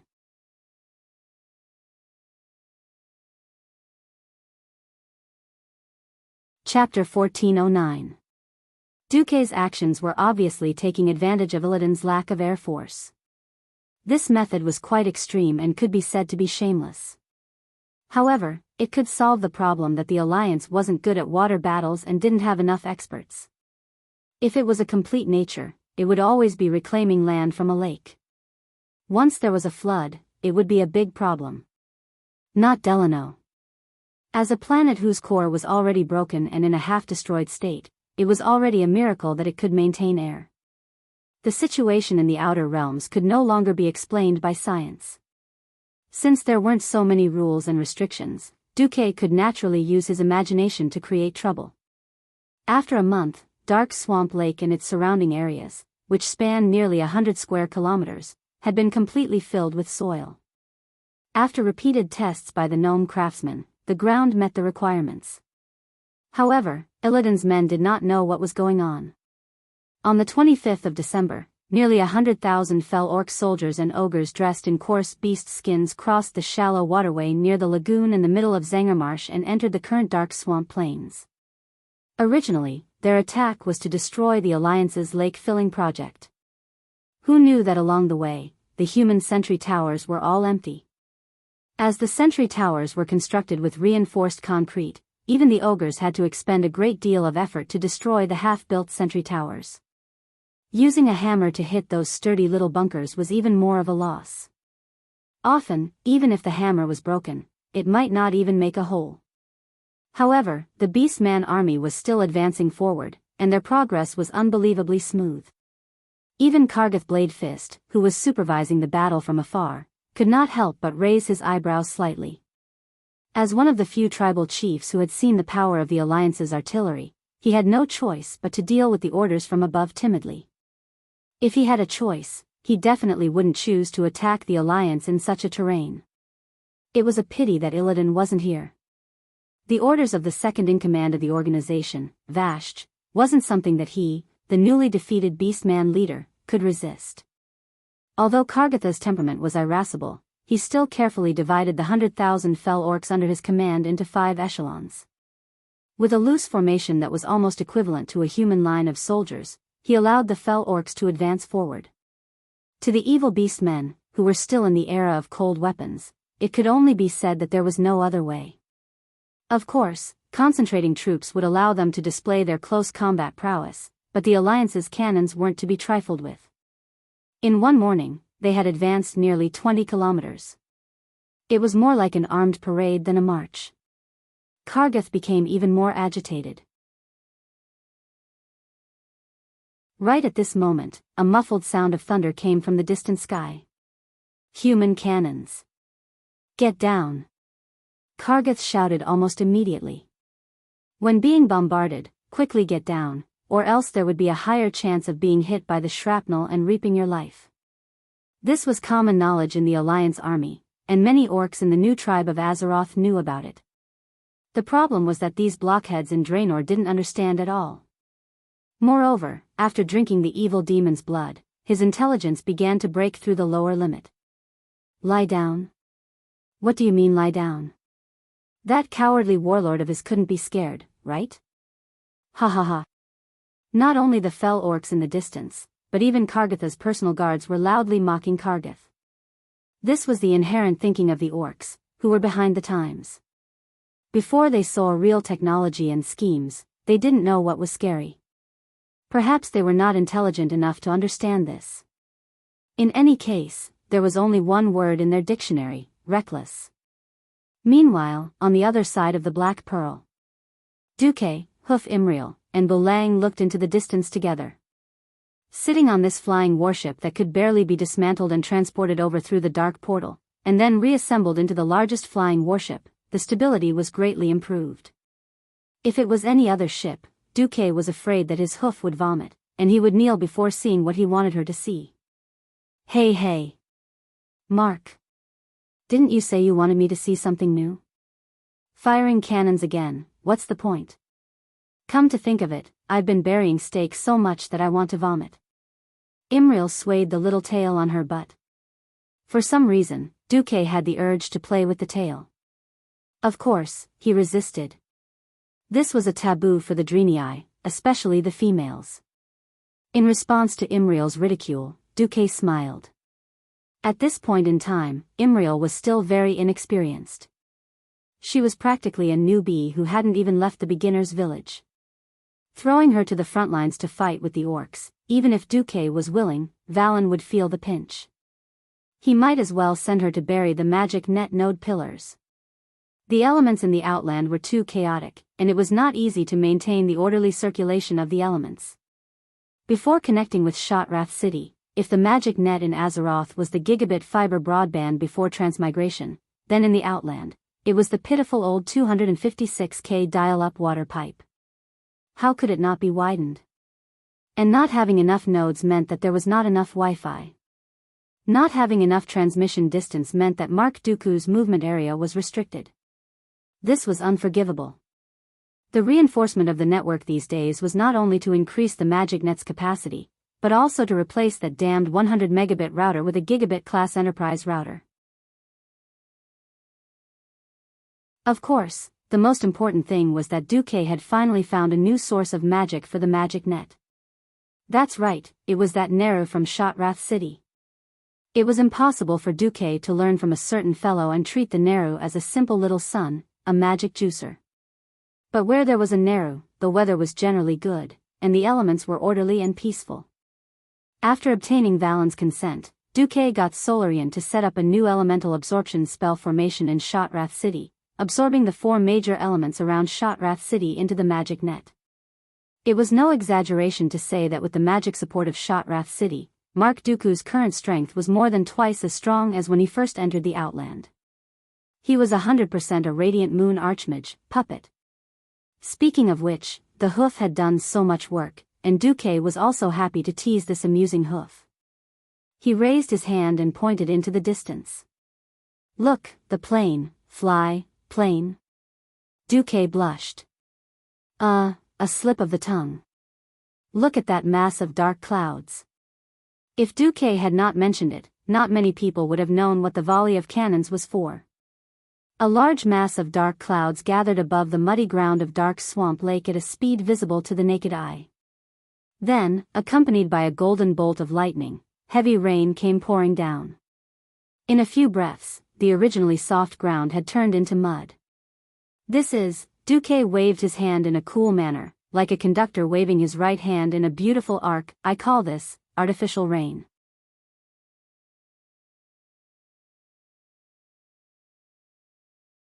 Chapter 1410. Artificial rain? The technology of the Alliance was so advanced that they could even control rain? Regardless of what was going on, it was so high class. Hoof crossed his fingers, and his tail spun like an electric fan. His pair of bright eyes were like the starry eyes of a star chaser. What? What an amazing feeling. Hoof used the most realistic performance to demonstrate what it meant to be amazing even though he did not understand it. On the side of the ship, Wulang did not care, yo, do. Mark, no matter how you make the little girl happy, even I can't understand it now. Why can't even I understand it now? What are you going to do with this rain? You even called Sar here. Duque had long since discovered the movements of the fell orcs. This time, he personally called Sar here in the name of his main body. At this moment, in the mushroom forest not far below, Sar was waiting for orders with 5,000 beastman warriors. Orgrim, Duque told me to send people to receive a large number of fell orc captives, but I saw that the Alliance did not send many troops. Can Duque really do it? Sar asked. Never underestimate Duke Marcus. He is a miraculous man. His miraculous thinking had long since been proven in many battles. Since we are allies, let us wait patiently. He never disappoints his allies, Orgrim answered gruffly. Perhaps this was a kind of sorrow. They had to trust their former enemies. But it was precisely because they were enemies that they understood each other the best. Sar and Orgrim were extremely conflicted. In the sky, on the Black Pearl, Duque smiled faintly. Magic can do many things that mortals cannot. In fact, science can also do many things that magic can do. For example, this. Duque waved his hand, and instantly, several flying transport ships lowered their altitude and rushed towards the front of the fell orc army. Enemy attack. This time, no one laughed at Kargath Bladefist. Because as long as one was not blind, they could see that those big-bellied ships were sprinkling something black in front of the fell orc army. What is that? Imriel blinked. Duque shook his head, as if he was possessed by Zhu Guliang. As a general, one must know the heavens above and the earth below. Otherwise, he would definitely be killed by the enemy. Well, Imriel, what wind is it today? Imriel blinked again. I don't know. Duque rolled his eyes. Old Willan had never taught this hoof how to judge the direction of the wind. Duque sighed. It's easy to know the direction of the wind. You just need to throw a light object into the sky and see where it falls. Then, you'll know where the wind is coming from and where it's going. Oh. The hoof was a good student and also a student that made teacher do vomit blood. Because after the hoof agreed, it actually picked up a pebble from the deck and threw it into the sky. The pebble flew to a height of 2 meters above the deck and naturally fell straight down. Imriel got the answer. She patted her chest and said confidently, I know. The wind is blowing up and down today. Advantage or disadvantage? What F** king upwind or downwind? There was actually such a mind-numbing operation. Wulang felt that his brain was lacking oxygen. Duque felt like a middle school physics teacher was being scolded by a dog over and over again. Duque stretched out his twitching hand and threw a feather into the sky. Naturally, the wind from the east blew the feather to the west. See that? That's what I call a lighter thing. Well, the sun rises from the east, and it's morning, so it's the east. Before Duque could finish, the hoof had already hit him 3 times. The pebble is not light? I think the pebble is very light. The sun in the world of Draenor rises from the west. Why can't I think of it as the left and right winds? Du vomited 3 liters of blood. Sargeras, Archimond, Nesario, Nefarian, and Galineros, these powerful enemies that made the world tremble had never defeated Duque, but the hoof did. Damn, could it be that he had met a fake hoof, Imriel, in this life? Although Duque did not think that Imriel was retarded, wasn't it too difficult to train a problem child? All right. I'd rather choose to launch a suicidal charge against the Burning Legion. While he was nagging, the Alliance casually fired a few fire arrows and immediately rolled up a terrifying 3-story high wall of fire in the east of the entire fell orc army. Ho ho ho. There was no need for combustibles. The black oil residue that fell from the sky was the most terrifying flammable thing. Any fell orc who dared to rush into the wall of fire would be burned into charcoal by the fire that had just been ignited. As the transport ship continued to release oil in mid-air, the fire continued to spread forward along the course of the transport ship. In that moment of distraction, the sea of fire had already formed a U shape and surrounded the fell orc army from the east, south, and north. The line of soldiers that was originally 3 kilometers wide was now compressed by the fierce fire. "Don't be afraid." Kargath tried to stabilize the fell orcs who were starting to run back. At this moment, the Alliance warships in the sky began to fire.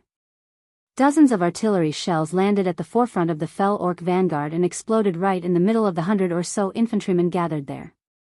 With a series of loud explosions, the fell orc army was instantly covered in blood and flesh. It was not just artillery fire. Even more flying ships flew above the fell orc vanguard and dropped 500-pound bombs. The artillery shells and bombs opened up a large series of craters on the ground. The stones that were blown up and the stone mushrooms, along with the green severed limbs, fell like hail on the heads of the surrounding fell orcs. For a moment, screams and groans of pain were heard.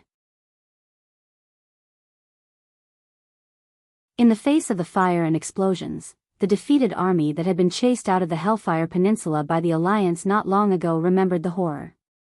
Although the evil demon's blood made them violent, it was the instinct of most creatures to fear fire. The morale of the fell orc army collapsed. They did not care if there were still troops behind them. They turned around and ran faster than rabbits. The unexpected also happened at this moment. The land that had no problems when they came and would not leave footprints when they stepped on it had all turned into mud under the heavy rain. At this moment, it was even more terrifying than the mud. What made the orcs even more uncomfortable was that countless steel ropes suddenly fell from the sky. The ropes themselves did not have much lethality. The thick-skinned fell orcs were at most dizzy from being smashed. What happened next was more terrifying. Perhaps every transmigrator had this kind of experience. They put the earphone cable in their pocket and in a few moments, it became a mess. The situation now was similar. These ropes, which were supposed to be used to fix the ship, were easily mixed with the mud and became the most terrifying capture attack. Countless fell orcs huddled in the mud that was less than 4 kilometers wide and rolled around, fighting each other. Often, when one of them got up, the rope on his leg would trip another fell orc. The scene was extremely comical. In the distance, Sar and Orgrim were simply dumbfounded. There was actually such a thing?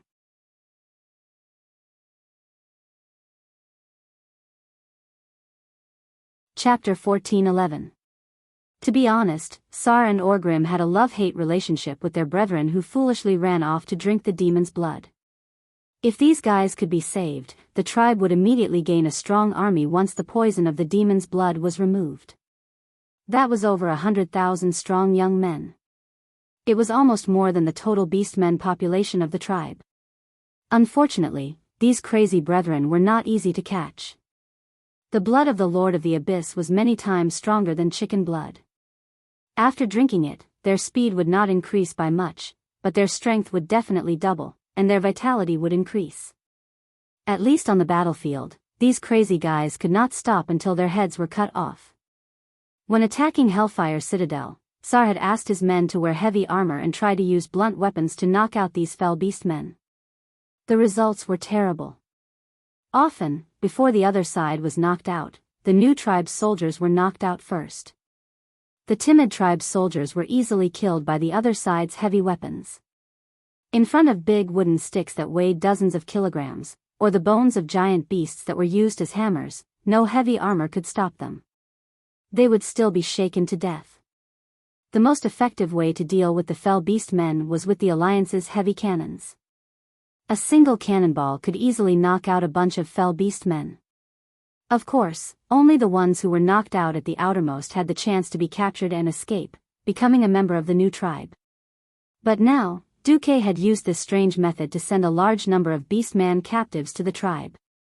In Sar's eyes, every battered and exhausted fell beastman was a treasure more valuable than gold. As expected, Duque's eyes are on the entire world. Orgrim sighed. Thinking of Duque's bold words about killing the Burning Legion, Sar could not help but feel the difference between him and Duque. Alright, let's attack, wait. Seeing that Sar was about to give the order to attack, Orgrim pulled Sar back. Duque's message hasn't come yet. But, it looks like there's no danger, right? Wrong. Duque is such a person. Whoever crosses the line will have to bear the consequences. Don't go out until we hear from him. Almost as soon as Orgrim's voice trailed off, a strange rustling sound came from the west. Ancestor. What's that? Looking at the colorful ghostly things that flew into the sky like countless kites, Sal opened his mouth full of fangs. A large group of snakes flew into the sky.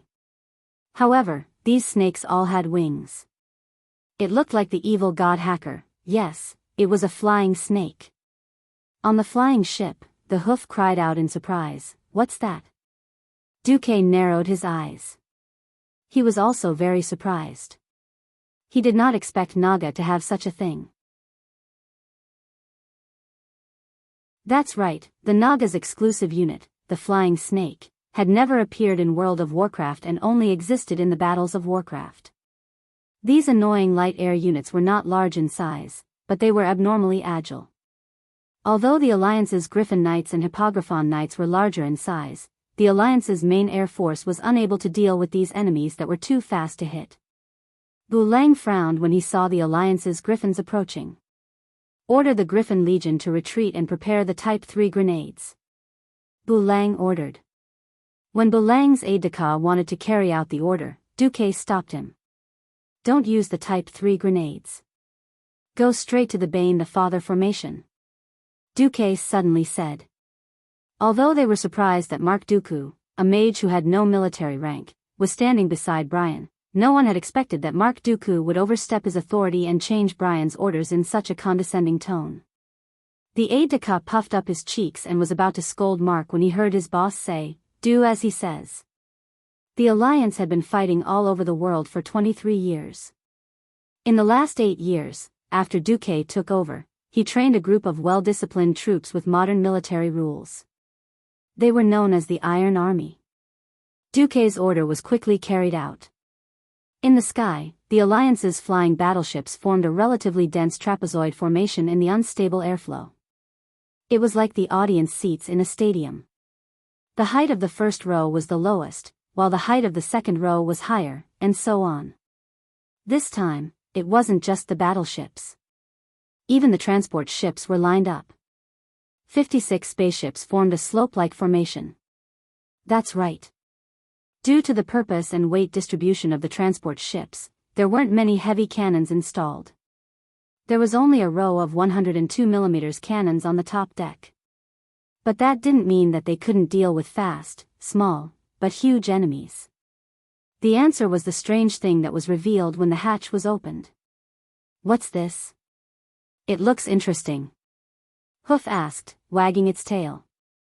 Before Duque put on the Hoof's earplugs, he laughed and said, "You can call it Bang Bang Cannon, 40mm octuple Bang Bang Cannon.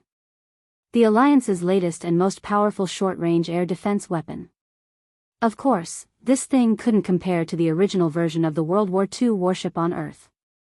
This inferior version of the 8-barreled Bang Bang cannon was more like an amalgamation of 8 large revolvers with the barrels of the guns fitted together. However, the trigger required a dwarf with earplugs. He had to use his hands to shake the gear that was the size of a wooden barrel lid.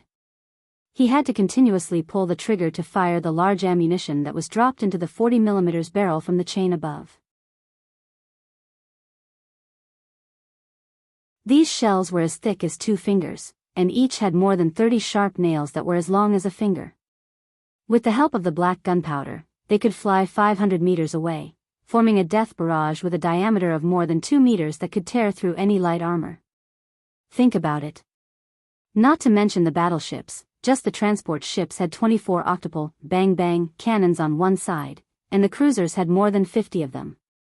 When more than 50 spaceships formed a large formation and a total of 1,000 anti-aircraft cannons fired at the same time, the scene was too beautiful. Sal and the other orcs below were dumbfounded. In less than 3 or 4 breaths, there were continuous explosions on the side of the entire fleet, like the long dragon roar of the guardian dragon. Accompanied by the roar of the anti-aircraft cannons, countless fine objects that flickered with a metallic luster formed a heavy rain that was denser than the flying snakes. It poured into the flying snakes like overflowing water. This time, these mysterious creatures that had never appeared in the eyes of mortals had been hit by bad luck before they could make a name for themselves. Faced with the countless steel nails flying at them, the flying snakes had their wings pierced in an instant, or their bodies that were covered with scales that weren't too hard. They fell from the sky almost soundlessly, scattering a dirty rain of blood. Not to mention the enemy, even Bulang, the commander, was dumbfounded. No wonder you insisted on building a Cleveland-class air defense ship. Nonsense. The Cleveland-class was called the godfather of the world. Was it just an undeserved reputation? It's just that I changed the 40mm Bofors to bang-bang cannon.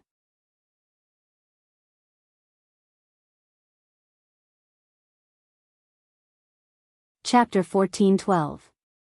In the sky, countless pieces of flesh and blood rained down. On the ground, the enraged fell beast men were still venting their anger in the mud and ropes. However, anyone with a bit of insight would know that Illidan's side was bound to lose. When the flying snake card was eliminated, all of the Naga tribe's rescue efforts were destined to be futile. On top of a huge stone mushroom a few kilometers away, no one noticed that Vashj was actually watching the battle with the Alliance's standard binoculars. The uppermost pair of arms put down the binoculars, and Vashj's mouth curled into a mocking smile. Let's go. Those brainless fellows are finished. Wait. The one who spoke up was a night elf with a black robe on his lower body and a naked upper body, revealing his magic rune tattoos. His eyes were covered with a black cloth. What? Vashj's slightly furrowed brows showed her displeasure. Vashj, how dare you abandon Master's army like this? The night elf sternly rebuked Vashj. Pay attention to your identity. Leotheras. A male Naga holding a huge golden-red war hammer immediately stepped forward and stood between the night elf and his master, Vashj. It's you Nagas who need to pay attention to your identity. You are Master's servants, yet you casually abandon more than 100,000 people because of your cowardice. The night elf did not budge an inch. Unexpectedly, the mocking smile on Vashj's lips became even more pronounced. Are you talking about the 100,000 idiots who only know how to eat everything that can be eaten and can't do anything else? Are they idiots with muscles for brains? Enough. Blind man. The one who needs to pay attention to your identity is you. You are now a direct subordinate of Lady Vashj. Before Illidan's new orders come, even if Lady Vashj wants to execute you, you shouldn't have any complaints. The male Naga's hammer landed on the top of the mushroom, causing the mushroom umbrella that was hard enough to build a house to crack. The blind man was naturally Leotheras. As a moon guard who had once been incomparably glorious in ancient times, and also as a betrayer of the night elves, under Illidan's guidance, he also gave up his pair of eyes in exchange for the power of demons and became a demon hunter. Of course, this was also proof that he was Illidan's staunchest supporter. Carithres, you. Leotheras was at a loss for words. The Deepwater Lord Carithres wanted to say something but was stopped by Vashj. Of course, my subordinates and I are willing to fight for Master Illidan, but the premise is that we have a new way to deal with those flying things. Regrettably, it seems that with my meager intelligence, this is all I can do. Unnecessary resistance will only increase the number of casualties. The ones who will die are also the servants of the Master. Am I right? Vashj's words carried a frivolous tone that made Leotheras angry. Vashj's words infuriated the demon hunter. If he had enough strength, he almost wanted to teach Vashj and that damned Deepwater Lord a lesson.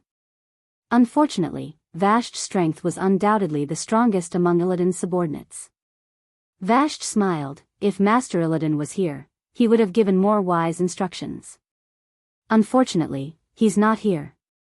As the Commander-in-Chief, I'm exercising the authority that Master Illidan gave me before he left. Is that wrong? Loyal and devoted Mr. Leotheras. The demon hunter's entire body trembled, but he could not blame Vashj any further. Illidan's territory in the outland was huge. Naturally, he needed many subordinates to help him control his territory. Firstly, Vashj did not leave her own battlefield. Secondly, she did not raise the flag of rebellion. She only abandoned some fell orcs that were not under her control. There was really no way to blame her for this. Even if she wanted to rebel, what could he do? Let's go. Vashj took the lead and led the Deepwater Lord to the edge of the huge mushroom umbrella while swaying her snake tail. A powerful spring of water suddenly gushed up under the guidance of Vashj's power, forming an elevator that was over 100 meters tall. It slowly brought her and Karathras down, leaving the blind Leotheras behind. Leotheras stomped his feet and finally did a high-altitude dive. He gracefully crashed into the deep waters beside the stone mushroom and swam towards the Serpent Shrine in the middle of Zangarmarsh's Serpent Shrine Lake.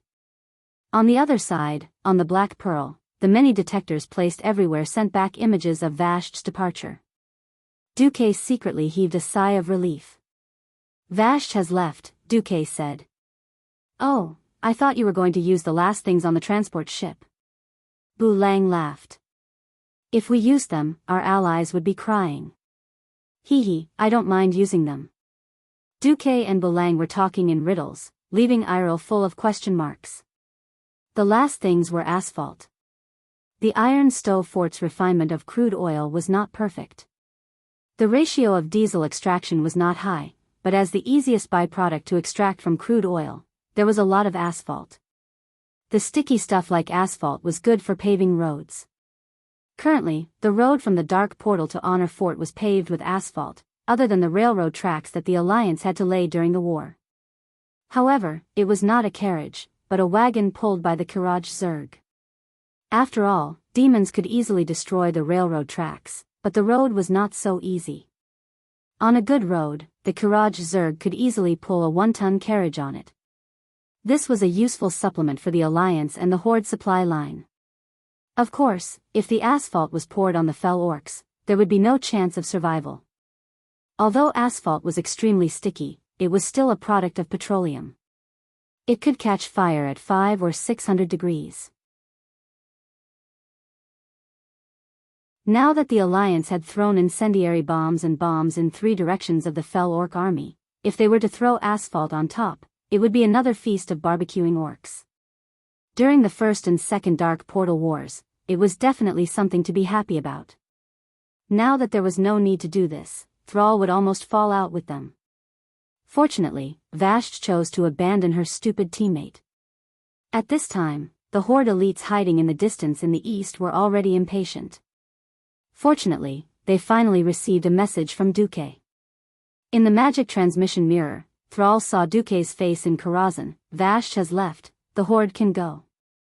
Phew, Thrall took a long breath. Thank you, Duque. The Horde owes the Alliance a big favor. No need to thank me. I hope to see these transformed Horde warriors on the front line against the Burning Legion. Duque smiled and nodded. Yes, do you need a small favor from the Alliance? Thrall originally wanted to say no, but he immediately changed his mind. Thank you. Thus, the Horde army saw the Alliance's flying battleships begin to drop sand on the fell orcs struggling in the mud and the messy steel cables. Thrall immediately understood. This was a place for the Horde warriors to stay. Even if he didn't want to admit it, he had to admit that today was destined to be a feast for the Horde.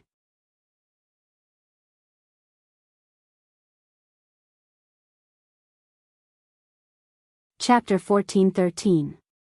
Sal called out, and the tribal warriors, who had been waiting impatiently, rushed forward. At this moment, the Alliance's cruisers and destroyers in the sky suddenly flashed with countless complicated and delicate magic arrays. After a while, the ice arrows of Blizzard fell in front of the tribe's advance route. A magic storm that was only used for support was generated out of thin air and easily extinguished the flames that were blocking the tribe's advance. Sal bared his teeth. He really didn't know when the tribe would be able to use air-ground integration and infantry cannon synergy as smoothly as the Alliance. There was no other way. The alliance had already given them face by not being beaten after falling behind. The rusty water conglomerate that relied on the tribe was not a charity hall that provided everything to the tribe for free. With the rusty water conglomerate's bloodline, they wanted to develop flying warships, change infantry's light weapons, and create a cannon revolution. This was absolutely unrealistic. Sal was also afraid that Gast would be too powerful and let the cunning goblin trade prince run away. Then the tribe would suffer even more losses. Well, the tribe could only be obedient infantry now. At most, they would have some magic support. The high-tech war could only be handed over to the Alliance. No matter what, the Alliance was now kind. Those who were rolling around in the mud and the tangled ropes were living treasures. How to catch them? The Alliance's lasso for the tribe was a great artifact. The wolf riders of the tribe used nets to catch enemies that could not fly high, but it was not so troublesome to deal with these ridiculous opponents. Each of them was like a western cowboy on earth. They directly lassoed them and pulled them out under the pull of the wolves. Regardless of whether they struggled or not, once they were lassoed, an evil orc was like a prelude to being torn apart by 5 horses. They were pulled out in a strange posture. Anyway, the evil orcs had thicker skin and flesh. Even if they were strangled by the neck for a long time, they would not necessarily die. Every time they successfully pulled out an unlucky person, a group of ill-intentioned infantry would use sticks as thick as thighs to educate these crazy compatriots, physics. The evil orcs who were beaten up and even had a few teeth smashed were dragged to the back and handed over to the orc laborers to tie them up with special ropes given by the Alliance. One by one, they were tied up like rice dumplings and thrown into the open space. That wasn't an ordinary hemp rope, considering how powerful the evil beast men were. Those ropes were all mixed with steel wires. Coupled with the special steel handcuffs, unless one was as strong as the Tauran and was tied up badly, they would not be able to escape. The fell orcs on the periphery of the quagmire were quickly dealt with.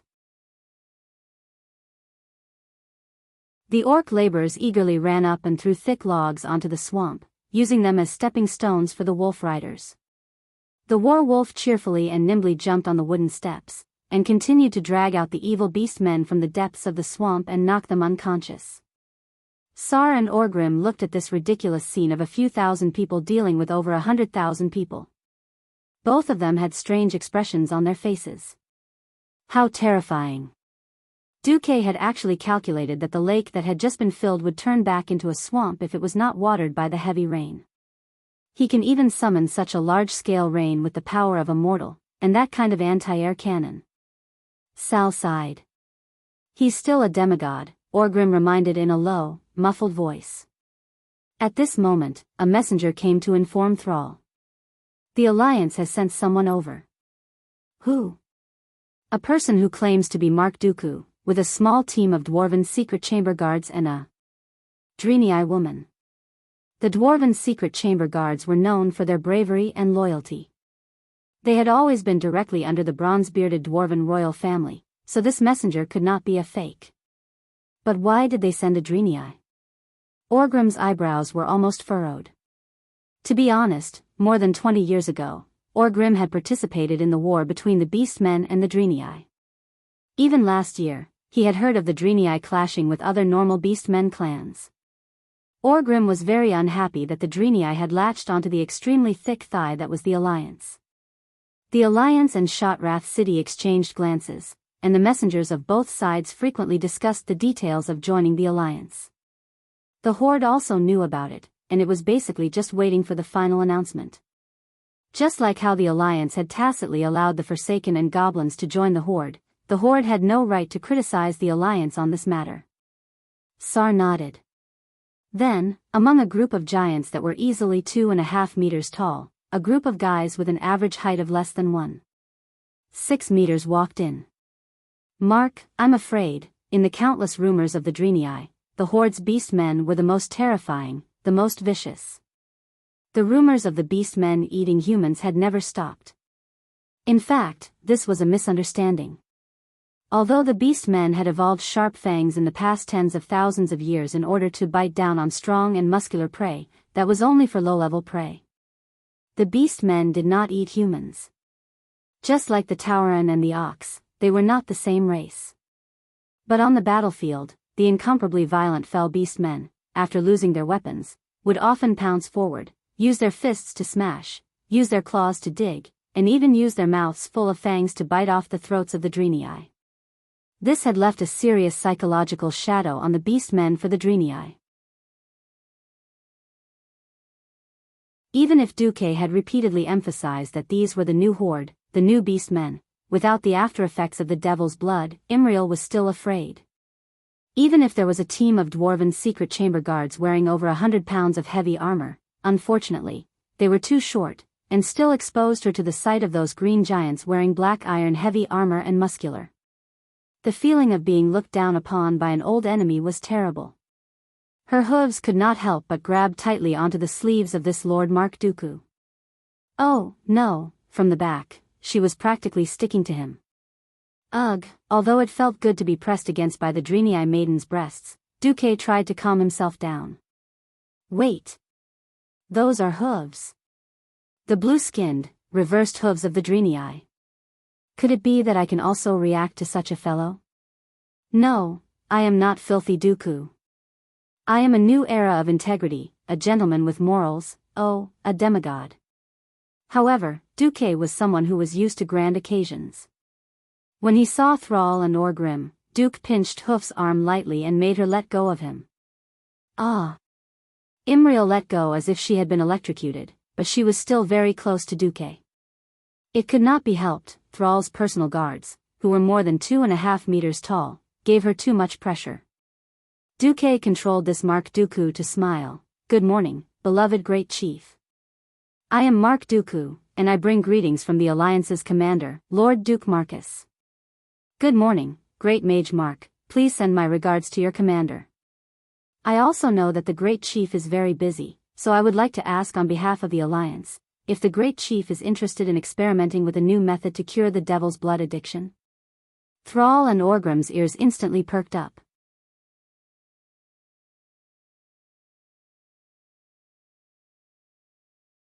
Chapter 14:14. At first, Sal was puzzled by Mark's arrival. The Alliance had sent a Radiant Moon Great Wizard to discuss such an important matter with him, a tribal chief, in an equal tone. Was it appropriate? Not appropriate. In a sense, this was already a humiliation to the tribe. But after the 2 sentences, Sal turned his head slightly and exchanged a look with Orgrim. They saw the shock in each other's eyes, and immediately nodded at the same time. Although it was only 2 sentences, but the tone, rhythm, and manner of speaking made the first thought in their minds, could this guy be Duque himself? In this world, the one who understood a person the most was often his enemy. Orgrim had dealt with Duque for more than 20 years, and Sal had also known Duque for 8 years. How could they not be familiar with Duque's characteristics? There was no lack of people in this world who bravely looked at the 2 tribal chiefs while surrounded by a group of fierce and strong beastmen. Those guys were often the most resolute paladins in the Alliance, such as the Silver 5 Saints. However, he spoke in a relaxed and carefree manner, always speaking in a tone that made it seem like he had the entire tribe under his thumb, and yet the tribe had no choice but to submit to him. There was only one such person in the entire world. Even if their appearance was different, the vaguely familiar outline of the face still made Sal shiver. You are Duque. Sal was interrupted before he could finish his question. I am Sir Marcus's plenipotentiary representative. Duque was resolute. That would be strange.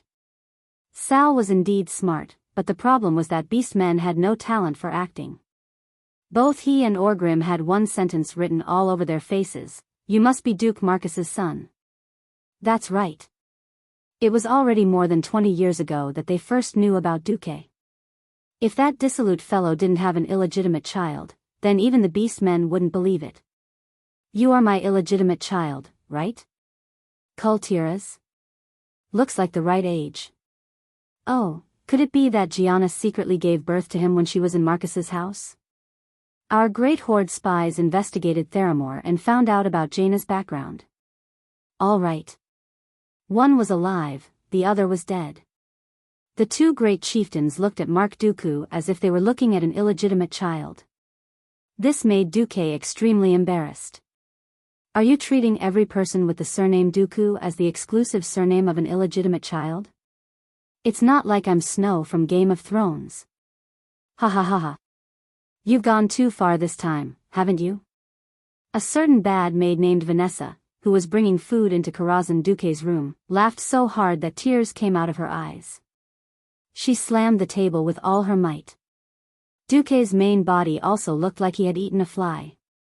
Damn it, I can't leave Azeroth, so I'm forced to play with a smurf. Do you think Sar is my son? F***CK. After that, Biyao, my child was still growing in the Windrunner sisters' bellies. Alright, this time even jumping into a river wouldn't be enough to clear his name. Unfortunately, Duque could not refute that. The veins on Duque's forehead were about to explode as he patiently asked the two great chieftains, the tribe can't handle so many demonized tribesmen, right? Since it was related to his fellow tribesmen, Sar immediately put away his gossipy soul and became serious. This is indeed a serious problem. Does the Alliance have any good suggestions? The captured fell orcs were indeed taken to the rear and taken good care of. But that was only when there were few captives. The holy light of the priests and the nature magic of the shamans could indeed speed up the removal of the demonic blood in the fell orcs' bodies, but the healers of the Alliance and the tribe could not handle more than 100,000 fell orcs. It would take too long to remove the effects of the demonic blood. Sar's childhood imprisonment and life as a slave had made him very clear how terrifying the side effects of the demonic blood were. Even a strong-willed tribal hero like Grom would wake up from nightmares at night and roar like a beast. If he did not kill, he would have to suppress the urge to destroy and kill in a self-torturing way every time. More than a decade ago in Lordaeron, almost every orc prison had to be made with iron bars as thick as the mouth of a bowl and hard bricks used to build the walls. That was because in every cell, just seeing the orcs in a berserk state, scratches that were more than 2 centimeters deep on the walls were enough to make a normal person tremble in fear.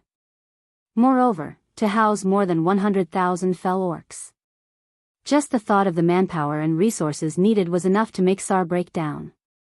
Before the fell orcs were completely transformed back into normal orcs, they were a classic burden. But Sar could not give up on his own people. Now that Mark Dooku had jumped out, it really solved the urgent problem of the entire tribe. At this time, Duque smiled and pulled out Imriel, who was hiding behind him. Hoof refused this somewhat inexplicable action. She held on to Mr. Mark's back tightly, refusing to be pushed to the front. Unfortunately, this seemingly weak human mage actually had arm strength that was completely above her. Hence, Hoof's face turned pale, and she was pushed to the front as if she was about to die for a righteous cause. Looking at her horrified face, Sal could only smile wryly as if the words "Don't eat me" were written on her forehead. Great Chief, now the Alliance solemnly recommends to you, holy water from Shotrath City. Holy water? Sar and Orgrim were stunned. That's right, holy water. The holy light of the Alliance's paladin is the most effective way to deal with the demons. Since the fell orcs mutated because they drank the demon blood of the Lord of the Abyss, then holy water is the most effective antidote. Using light to fight against darkness was a very reliable choice. But that was awkward. Back then, the orcs almost killed the Draenei to extinction. Who would have thought that the tables would turn, and this time it was the Draenei who had to rely on them. This feeling of swallowing a fly alive was so uncomfortable. Won't Stratholme's holy water work? Orgrim suggested an alternative as if to change the topic. The essence of the holy light is a pure, kind spiritual energy. As a derivative of its divine will, Stratholme's holy water will naturally dissipate. The further away from the holy city, the longer it is stored, the less effective it will be.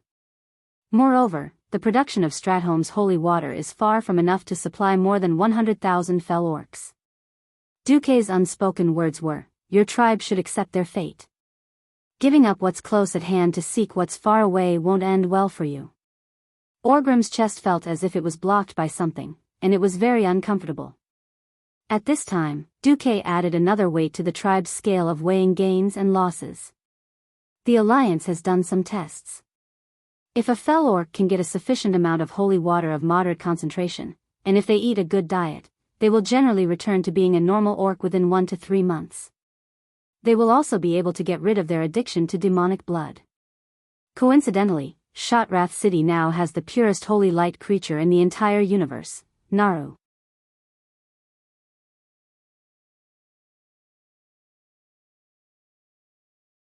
Chapter 14-15. Duque spread his hands and put all the pressure on Sal.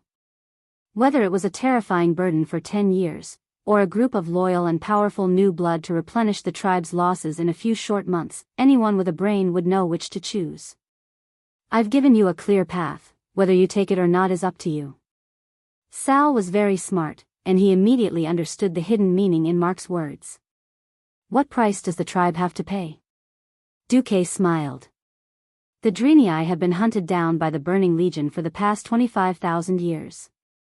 They have seen the most inhumane genocide, and encountered the most shameless betrayal. The old tribe is not the first to raise the butcher's knife against the Drenii, and it is likely that they will not be the last. Of course, the most basic attitude is still necessary. The leader of the Drenii, Waylon, only has one request. Speak. Sal stared at Duque with bright eyes.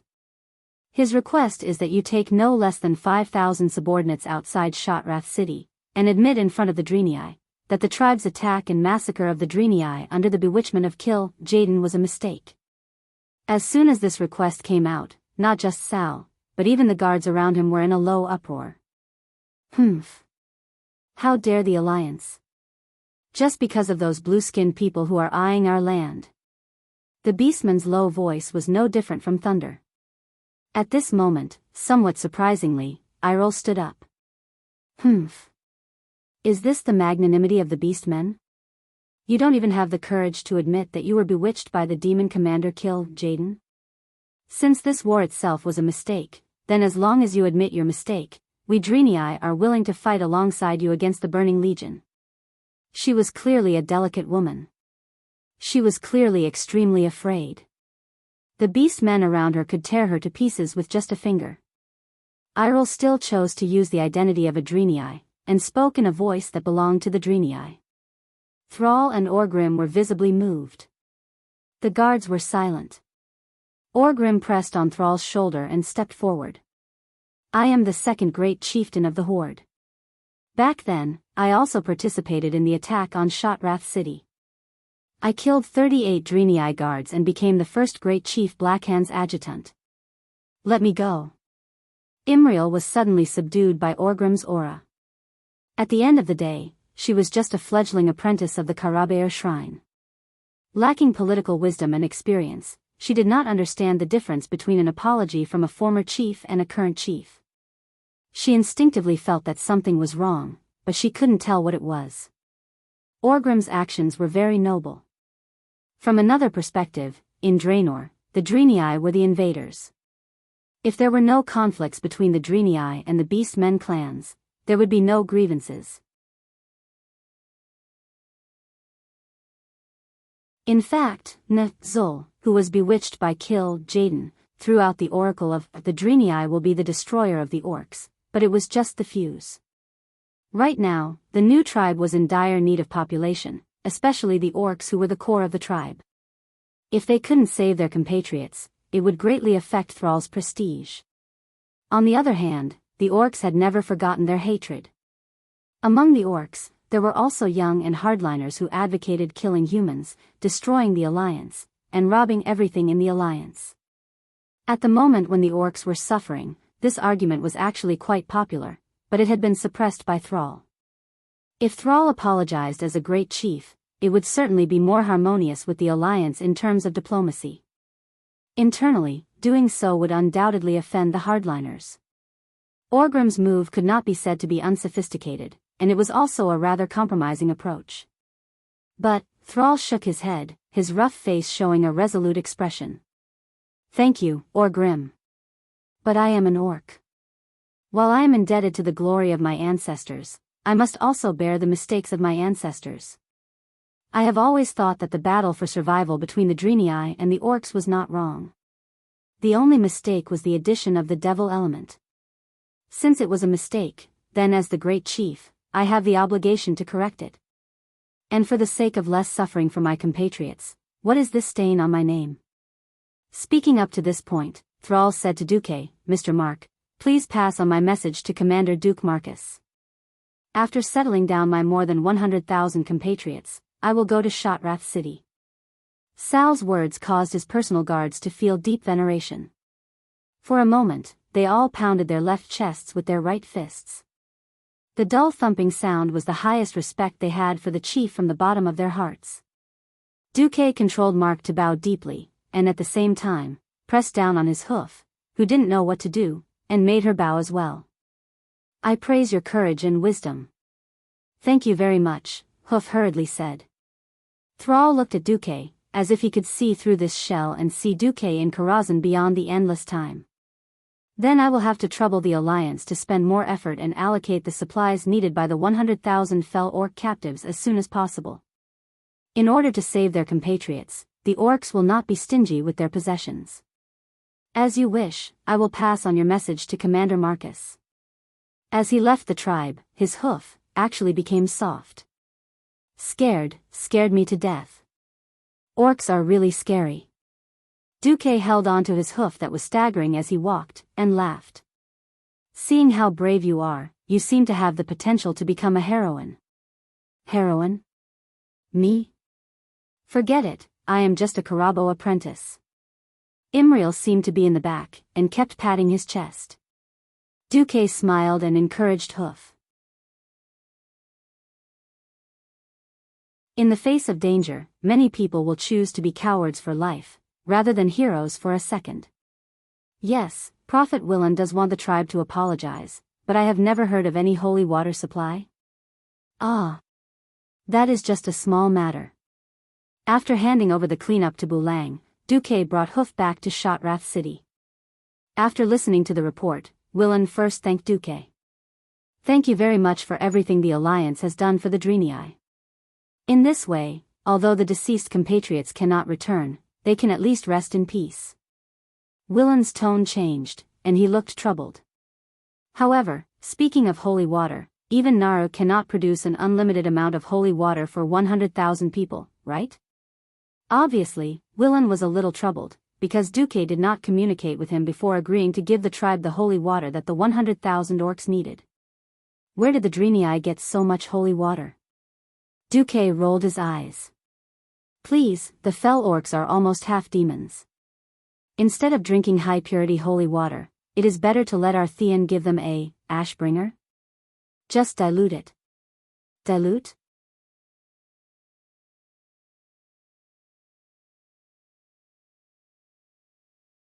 Chapter 14:16. It had to be said that the Drenii, who believed in the holy light, were simple. They knew nothing about economics or forgery. Do you mind if I splash a bucket of water on the Naru? It was a strange request, but the Naru agreed. Duque splashed a bucket of water on the Naru. The holy light creature, which was floating in the air and formed from many physical fragments of spiritual power, suddenly became a drowned rat. Without the permission of the Naru, the surrounding Drenii guards would go crazy if Duque did this. Because in front of the holy Naru, any blasphemy was not allowed. Unfortunately, firstly, Duque had the permission of the Naru, and secondly, they wanted to see how the diluted holy water that Duque mentioned would be diluted. The Naru was drenched in water. Imriel, catch it with a bucket. Okay. Imriel eagerly went to catch the holy water. The Drenii looked at Imriel, who was full of admiration, and used an empty bucket to catch the golden water droplets that flowed down the Naru's body. Imriel only took a small bucket, and Duque said, "That's enough." Huh? That's enough? Imriel was surprised. Was it enough? Every Drenii had their own doubts. Who knew, when everyone saw Duque put a small spoon into the bucket, and thought that Duque was going to confirm the concentration, Duque said, "Come, pour this spoon into the reservoir outside the hall. After diluting, it will be the holy water that the beast men need." Pfft! The Drenii all spat. How big was the reservoir outside? To a certain transmigrator standard, it was bigger than a standard swimming pool of 50 meters by 25 meters. The Drenii used it to collect rainwater from the rain and filter it for the citizens to drink. Hey. Wouldn't the beast men complain if it was diluted like this? Duque said with pity, those fell orcs have too much demonic blood in their bodies. Suddenly giving them high-purity holy water is tantamount to feeding them poison. This diluted holy water is just right. Duque's words made sense, and the Drenii all nodded, praising the Alliance for being so thoughtful. If it weren't for Duque's secret instructions in Karazhan, even Jaina and Vanessa would have treated him as a saint. It doesn't matter even if it's diluted to 1,000th. It's fine as long as it can heal faster than the beast men. Listen up, we can fake the content by 1%, but the packaging can't be weak. Didn't Cultiras sell hundreds of thousands of fist-sized glass bottles last time? Just use that thing to pretend. Then, he would harshly extort money from the tribe. I'll leave the details to you. Jaina giggled. What if Sal objects? Dumoke said righteously, do you have an opinion? He's trying to save his people. What if there really is? Duze thought of a very famous advertising slogan before he transmigrated and decisively changed it. Then tell him that we don't sell holy water, we are just porters of holy light. Wow, what a high-end and classy line. The Alliance and the Horde worked hand in hand. This time, they might have to squeeze out all the Horde's minds. What Duque was doing now was not only cooperation, but he also did not forget to complete the Alliance's industrial revolution. Technological and industrial progress required primitive accumulation. After all, the Alliance and the Horde did not share the same wallet, so of course they had to keep accounts. Where did the armor come from? Where did the steel for the cannons come from? Where did the steel for the tanks come from? They were all fucking mines. The Alliance controlled almost all of the mines in Azeroth, so could the Horde still walk the same path as the Alliance? Of course not. This was Duque walking the Alliance's path, leaving the Horde with no way out.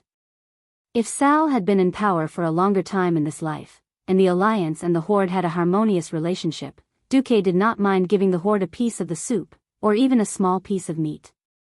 What if it was like in his previous life? In any case, Sal was about to step into Nagrand. It seemed that he would soon complete the profession change from a simple warrior to an elemental shaman. It all depended on whether his brain had been damaged by the shaman's path of nature. Time, January 24th, the Horde's stronghold on the Hellfire Peninsula, Salma, had to change its purpose as soon as it was built. In the end, the 120,000 fell orcs turned Salma into a huge refugee camp. Because they had to spend a lot of manpower and resources to take care of these crazy compatriots, the Horde's front lines almost came to a standstill. At this time, the main force of the Alliance, led by Varian, had to resist the counterattack from the Moon's Shadow Valley at the Windrunner stronghold in the southeast of Taraka Forest. There was still no news of Illidan. However, a huge object that should have only appeared at the gate of the Black Temple appeared at the border between Moon's Shadow Valley and Taraka Forest, the Doomwalker. This thing was also a product of black technology. In appearance, it was similar to the Fell Reaver in the Hellfire Peninsula. But this boss Reaver, which was the product of Eridar's black technology, was much more powerful. It was not that the Alliance did not work hard, but Egi had a Gundam. That was what he was talking about. With a height of more than 10 stories, the mechanical giant that looked like it used steam but was actually powered by dark energy, could cause an earthquake with just a raise of its hand or a kick. It had a huge force that could be calculated in tons, and if it were to hit any Alliance or Horde hero, the effect would be F***king crushing. A slightly weaker warrior profession would be insta-killed if it went up. Not to mention the armor that was made of an unknown alloy. At one point, the Alliance sent the Black Pearl over, but even with the Black Pearl's largest cannon, a single blast merely left a shallow white mark on its breastplate. Only the highest level epic weapon at the current stage, or the attack of a Radiant Moon Mage or above, could hurt this thing. No one knew who was controlling it, but anyway, the Doomwalker was 100 times more cunning than the original history. It did not attack the Windrunner stronghold, but rampaged in the southeast of Taraka Forest, desperately destroying the Alliance's supply troops. It kicked a tank or a dozen transport insects. William was so angry that he was going crazy. At the same time, Vashti did something that made the Alliance's balls ache. She found a secret passage from Zangermarsh to Taraka Forest. Duque did not know what secret passage it was. Perhaps it was a waterway that already existed, or an underground river or something. Anyway, from late December to early January, a total of 20 days, the Alliance's supply was suddenly interrupted by the Naga troops 11 times. Because the Alliance was now integrating air and land transportation, even the transport teams had flying ships patrolling and protecting them. They moved during the day and stopped at night, so in reality, the loss of human lives was not big. Most of the ones that died were the transport insects. However, delaying the supply was a victory. Shotrath City had tens of thousands of mouths, and the roads were not smooth. Just the consumption of supplies alone was an astronomical figure. No. We must get rid of Vashti first.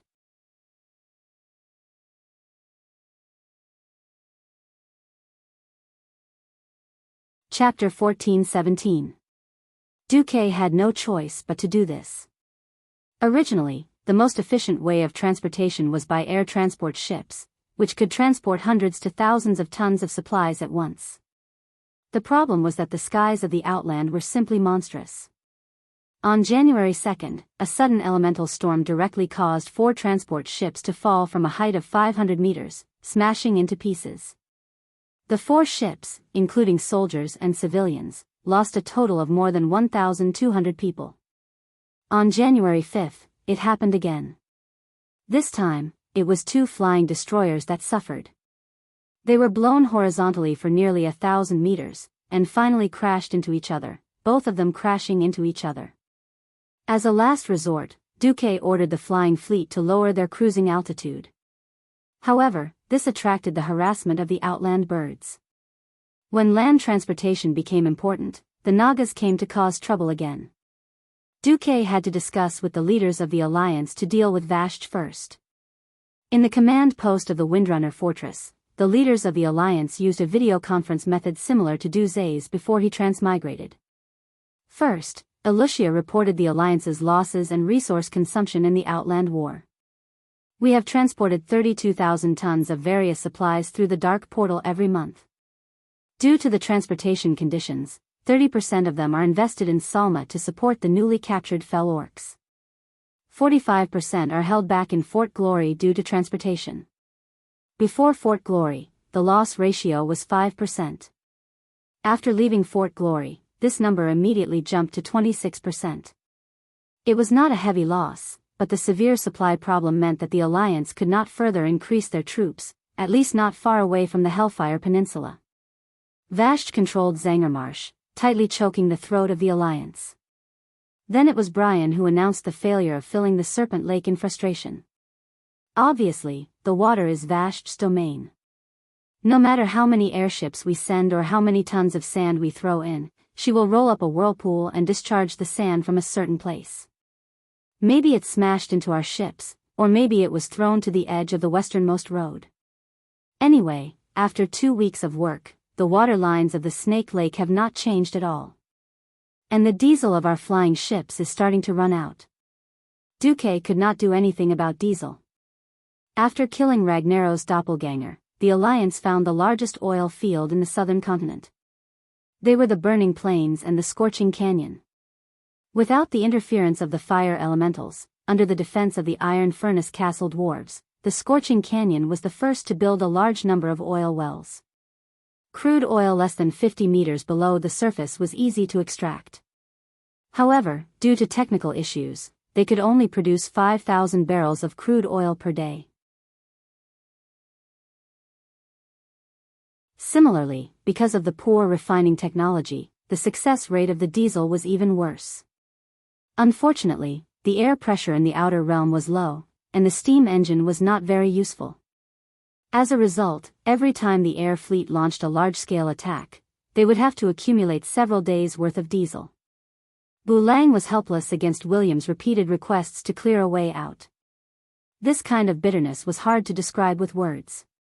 At this moment, William said, I suggest that the Alliance organize a team of heroes to break into the Serpent Temple. I knew that this could very well be a trap set by the Burning Legion. I couldn't even rule out the possibility that Kil'jaeden's true body had arrived. But we only have two choices left. One is to take the risk and attack to get rid of the nail that is Vashj, the second is to retreat, close the door of darkness, and directly endure until the entire outland is completely destroyed. The conference room fell silent. The current situation was very different from the first generation of the Dark Portal.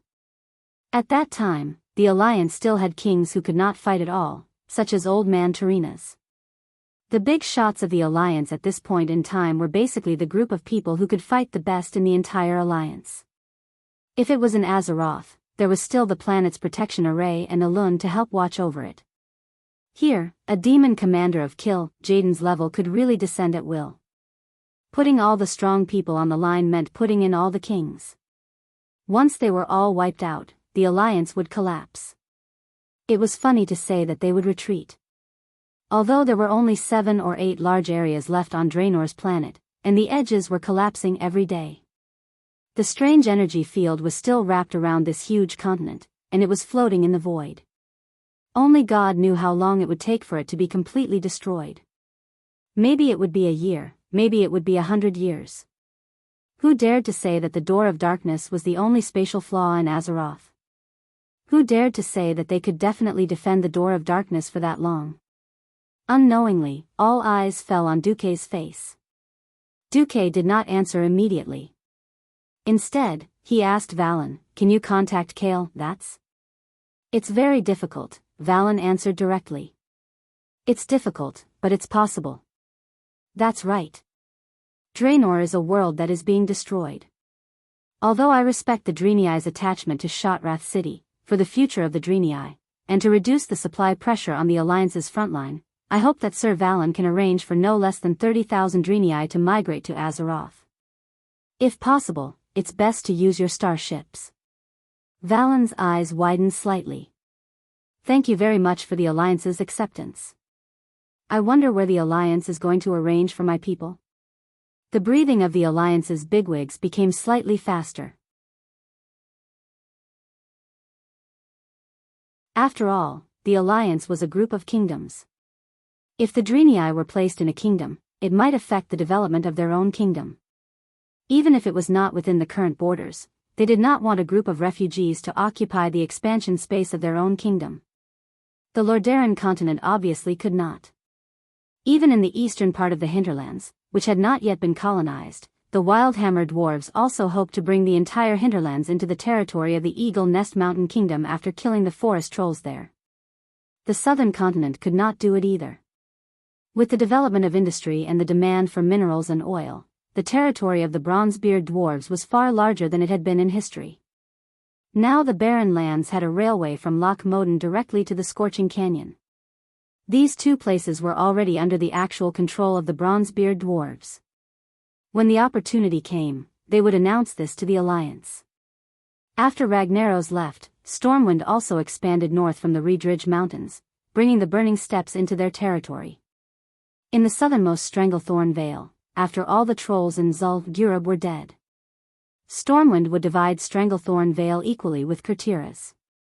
In fact, this was because Varian wanted to repay Kurtiras for helping the people of Stormwind to evacuate during the first battle of the Dark Portal, so that the Stormwind Kingdom would not be destroyed. Otherwise, why would he give away the meat in his mouth? So when Valen asked this question, most of the kings of the Alliance were a little nervous. Duque smiled and raised his hand to display a large 3D map of the world of Azeroth. When Duque's finger moved to the Kalimdor continent, the king secretly heaved a sigh of relief. The place to settle the Draenei is here. Duque pointed to a medium-sized island southwest of Darnassus.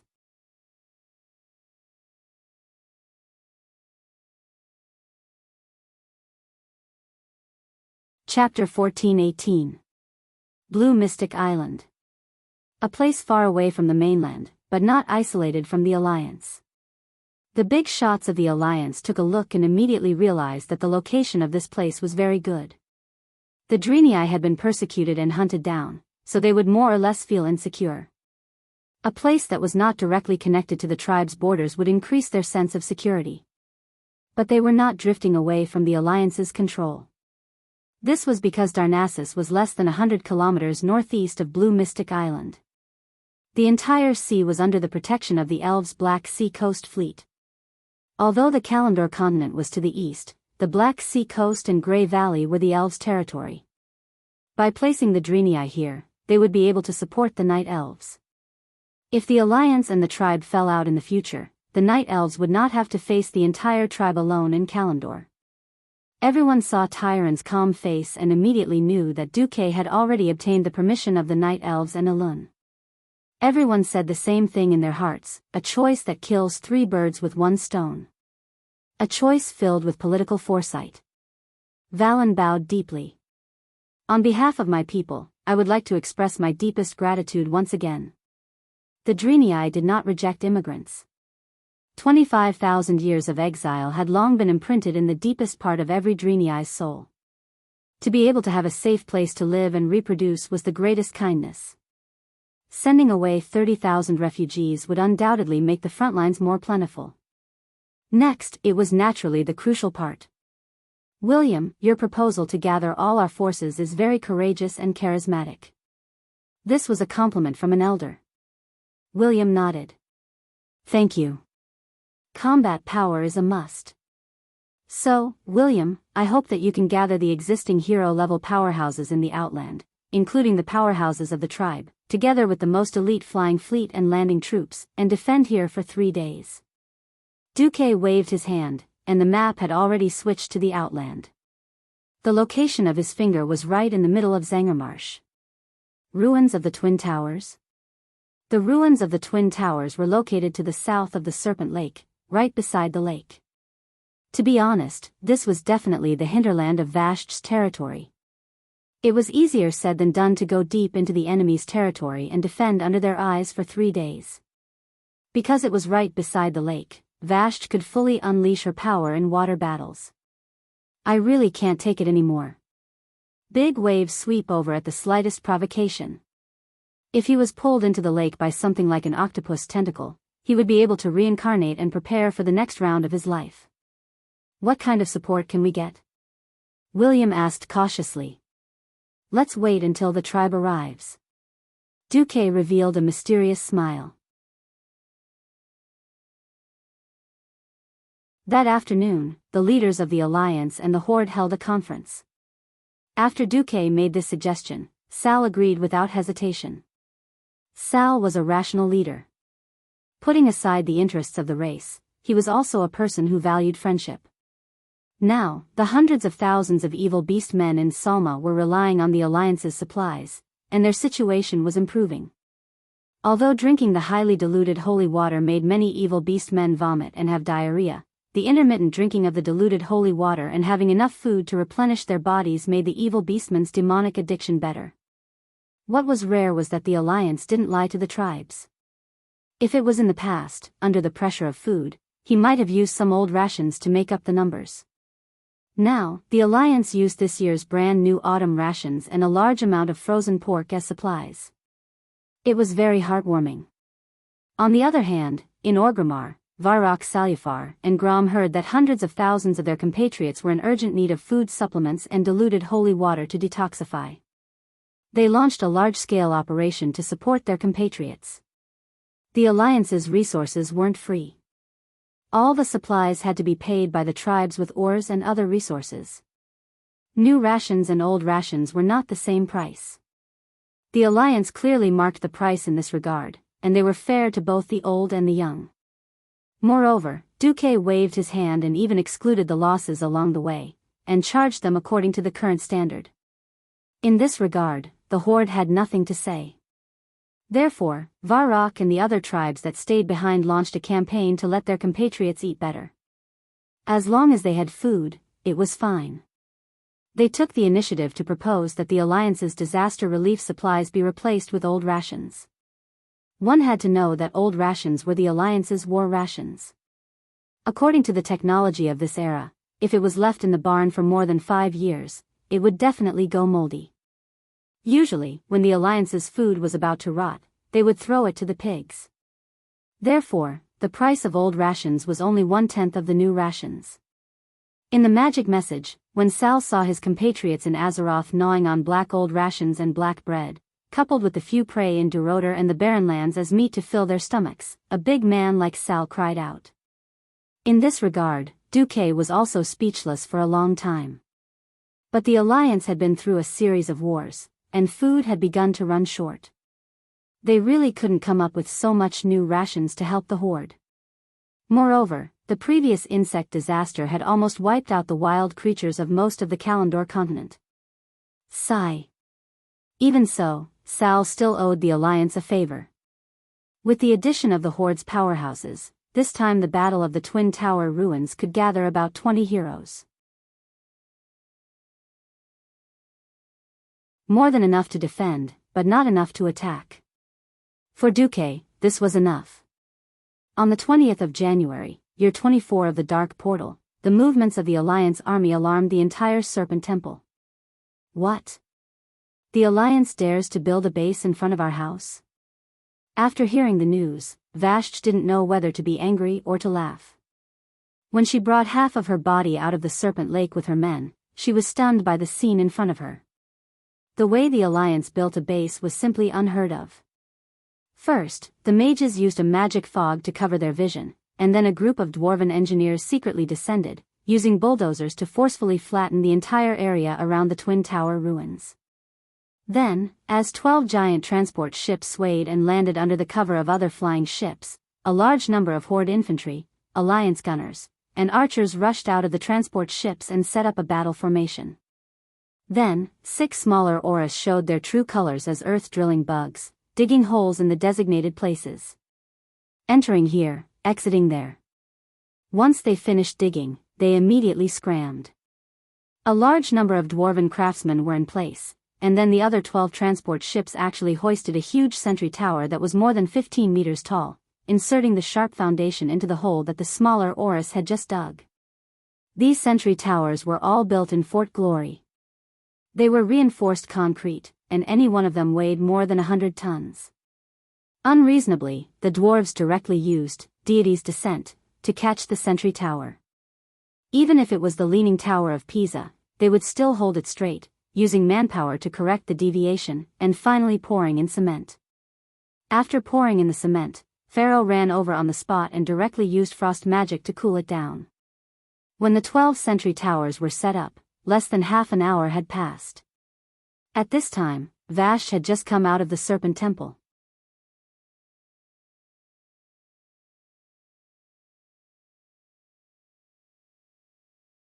Chapter 14:19. Vashj, who knew nothing about modern industry, was dumbfounded when she saw this scene. It was clear that if the Allied forces were not stopped, they would be able to build a decent small fortress in a day at most. However, the surprise was short-lived. Master. The Deepwater Lord Carithres asked Vashj in a low voice. It doesn't matter. It doesn't matter? Vashj smiled seductively. What's the point of catching these mortals? Can they pose a real threat to the Serpent Shrine Temple? Or do you want to see me kill these lowly ants with my demigod body? Of course not. Your Majesty. Carithres bowed his head deeply. One of her slender arms was gently raised, forming a graceful arc. Vashj made her decision. Once 5 or more heroic domain powerhouses appear, drown it.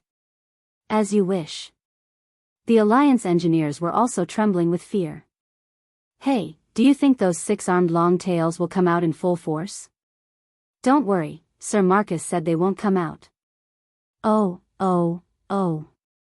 What the engineers were doing was very much like stacking blocks.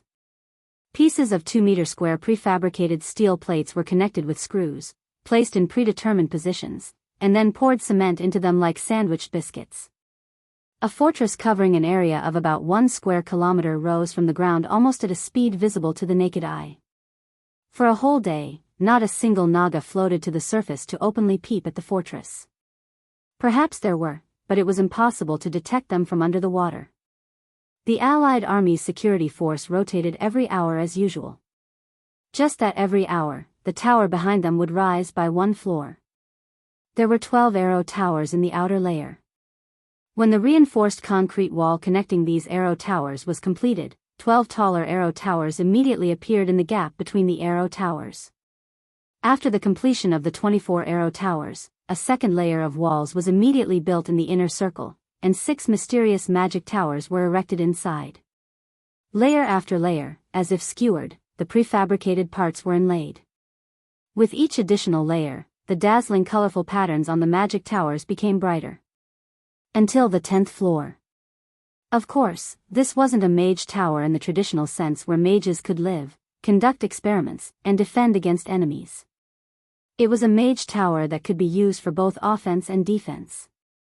This was a pure magic power amplifier. It used high-purity magic crystals in conjunction with a huge magic formation to upgrade every single spell cast by Pharaoh, who was in charge of the Magus Tower, from personal spells to war spells. There were many times when Morogar Tidewalker wanted to charge forward, but Karithres held him back. There's no hurry. There was no hurry. Now, this group of worthless soldiers couldn't even be considered as appetizers. We must be patient. Almost at the same time, in the Telrador fortress in the central part of Zangermarsh, the powerhouses of the Alliance and the Horde had already gathered. This stronghold, which originally belonged to the Drenii, had now become the Allied army's forward base because of someone's order to fill up the lake. The fortress was situated at the top of an incomparably huge stone mushroom. It looked so tall that it was unreachable. The mushroom's roots, which had been reinforced by dozens of defensive spells, were even more indestructible. If an existence below the level of a true god were to come over, they could forget about shaking it in the slightest. In the hall where the powerhouses of the Horde rested, Sal was calmly cleaning his famous hammer of destruction. He used forceps produced by the Alliance to carefully clean the minced meat stuck to the side of the square-shaped hammer. Although the high temperature of the hammer would turn everything into charcoal, biological fats were hard to burn. Over time, there would always be some jelly left behind. Are you ready? Orgrim came in and asked. I'm always ready, Sal replied calmly. Surprisingly, they didn't talk about this mission. Obviously, the Alliance and the Horde's positions were always different, but they chose to believe in Duque without reservation. As a leader, he would never be stingy to predict his enemies and his allies for the worst. Because a leader would never represent a single person, but a large group. Only in this way, those who trusted him and gave their lives and souls to him would not die in vain because of the leader's wrong trust. A mature leader should never trust any outsiders. After all, when you trust your allies more than you trust yourself, then you can talk about having absolute trust in your allies. This wasn't an easy thing to do. Whether it was Sal or Orgrim, they all believed in Duque. They believed that he had an absolute trump card that could deal with Vashj. Sal's adjutant came. Great Chief, the Alliance's Storm King Varian is waiting for you outside. I'll be right there. Sal strode out with the powerhouses of the Horde and saw each other in military attire. Everyone's face was filled with determination. Every pair of eyes was filled with absolute confidence. This was the determination that only those who had gone through thousands of hardships and been baptized by more than one cruel battle would have. Varian's hands were on the hilts of his 2 divine longswords, and his eyes were like lightning. It's time. Sal nodded. Let's go. With the strongest mage of the Horde, Anastrian, in the lead, the Pharaoh of the Alliance and the Horde cast a spell together and opened a portal that could allow 4 carriages to pass through side by side. On the other side of the portal was the brand new small fortress built on the ruins of the Twin Towers. As soon as the Sun King arrived at the fortress, he immediately flashed to the Mage Tower in the south of the central square of the fortress. One could see that with the fortress as the center, a huge flame shield with a diameter of more than 2 kilometers quickly formed. The huge fortress looked like a huge fireball from afar. Surrounded by a group of powerhouses of the Alliance, the great astromancer Solarian hugged the air. The pair of delicate and soft palms were facing a large crystal all that was at least 3 stories tall. The purple all emitted surging arcane energy waves that caught everyone's attention. Whoosh, whoosh, whoosh, circle after circle, it surged outwards like a tide. Arriving at the center of the square, Solarian's every step agitated the magic array that had been engraved on the ground, causing an even greater arcane reaction. When Solarian let go of her hands and let the 10-meter-long awl slowly fall into the center of the magic array, a zigzagging bolt of lightning suddenly appeared in the purple-black sky above the ruins of the Twin Towers. An immeasurable amount of elements gathered here at high speed, causing the thin clouds to suddenly become visible to the naked eye. The clouds boiled like thick porridge. When the boiling reached its peak in just a few seconds, a purple-blue light spot suddenly appeared in the sky directly above the top of the crystal awl. As if an entire mountain had fallen into the water, the arcane energy from the light spot set off waves of energy in the air, spreading out for several miles.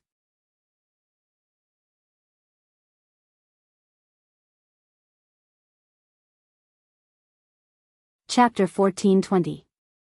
What is that? The Deepwater Lord Carithres, who was quietly monitoring the ruins of the Twin Tower fortress a kilometer away, let out a scream. There was no existence around him that could answer his question. All the powerhouses of the Serpent Shrine cavern were dumbfounded as they stared at the fortress helplessly. Boom! As if there was an earthquake, the entire fortress trembled. Carithres, who floated to the surface of the water at high speed, looked at the surrounding lake in bewilderment. There was no accident. In his field of vision, a conspicuous ripple was quickly forming a huge wave, spreading from the direction of the ruins of the Twin Tower fortress towards the entire Serpent Lake. That was definitely not a wave caused by the wind. What are those guys doing? Do they want to shake the entire continent even further? No one could answer him. In the entire Serpent Shrine cavern, apart from his queen and that blind man, no leader had a higher IQ than an ordinary human. The Deepwater Lord was a little frightened. If he was not mistaken, Delano had become like this because Jaden had sent a human bomb to Duque. In the end, Duque had rejected it and sent it to the dark portal and blown it up, turning the huge planet into a few connected pieces that were suspended in the void in a crooked manner. Carithres really hoped that the knowledge of the earthquake just now was his illusion, but very soon, he sadly found another example, the swamp. The entire Zangermarsh, which used to be bustling and always had murderous intents even when it was quiet, was now quiet. Then, a buzzing sound came from the southern shore, as well as the deeper waters of the Serpent Lake. Perhaps it was the bottom of the water? He could not be sure. At this moment, the second wave of tremors came as expected. The cause of the tremors this time was even clearer. Fire, frost, arcane, nature, shadow, holy, 6 different elements were mixed in the shockwave that rushed out of the ruins of the Twin Tower fortress. Every wave, every inch of ripple, had a high concentration of elements. For many unranked mages, these waves could be considered some kind of low-level magic. The elemental waves brought up by the shockwave rushed out from the entire southern part of the Serpent Lake in 3 directions: north, northwest, and northeast. The momentum of the surging waves did not subside. Carithres estimated that this wave could very likely swing more than 1,000 meters, and even hit the Coliphong Reservoir buildings 3,000 meters behind him. In the middle of the venomous Snake Lake, there was a 5-pointed star that looked like a starfish from a bird's eye view. That was the Coliphong Reservoir. Vashj followed Illidan's orders and built many water pumps in Zangermarsh. The water extracted by all the water pumps was transported to the Coliphong Reservoir. The purpose was to pump all the water up to carry out a mysterious mission. No.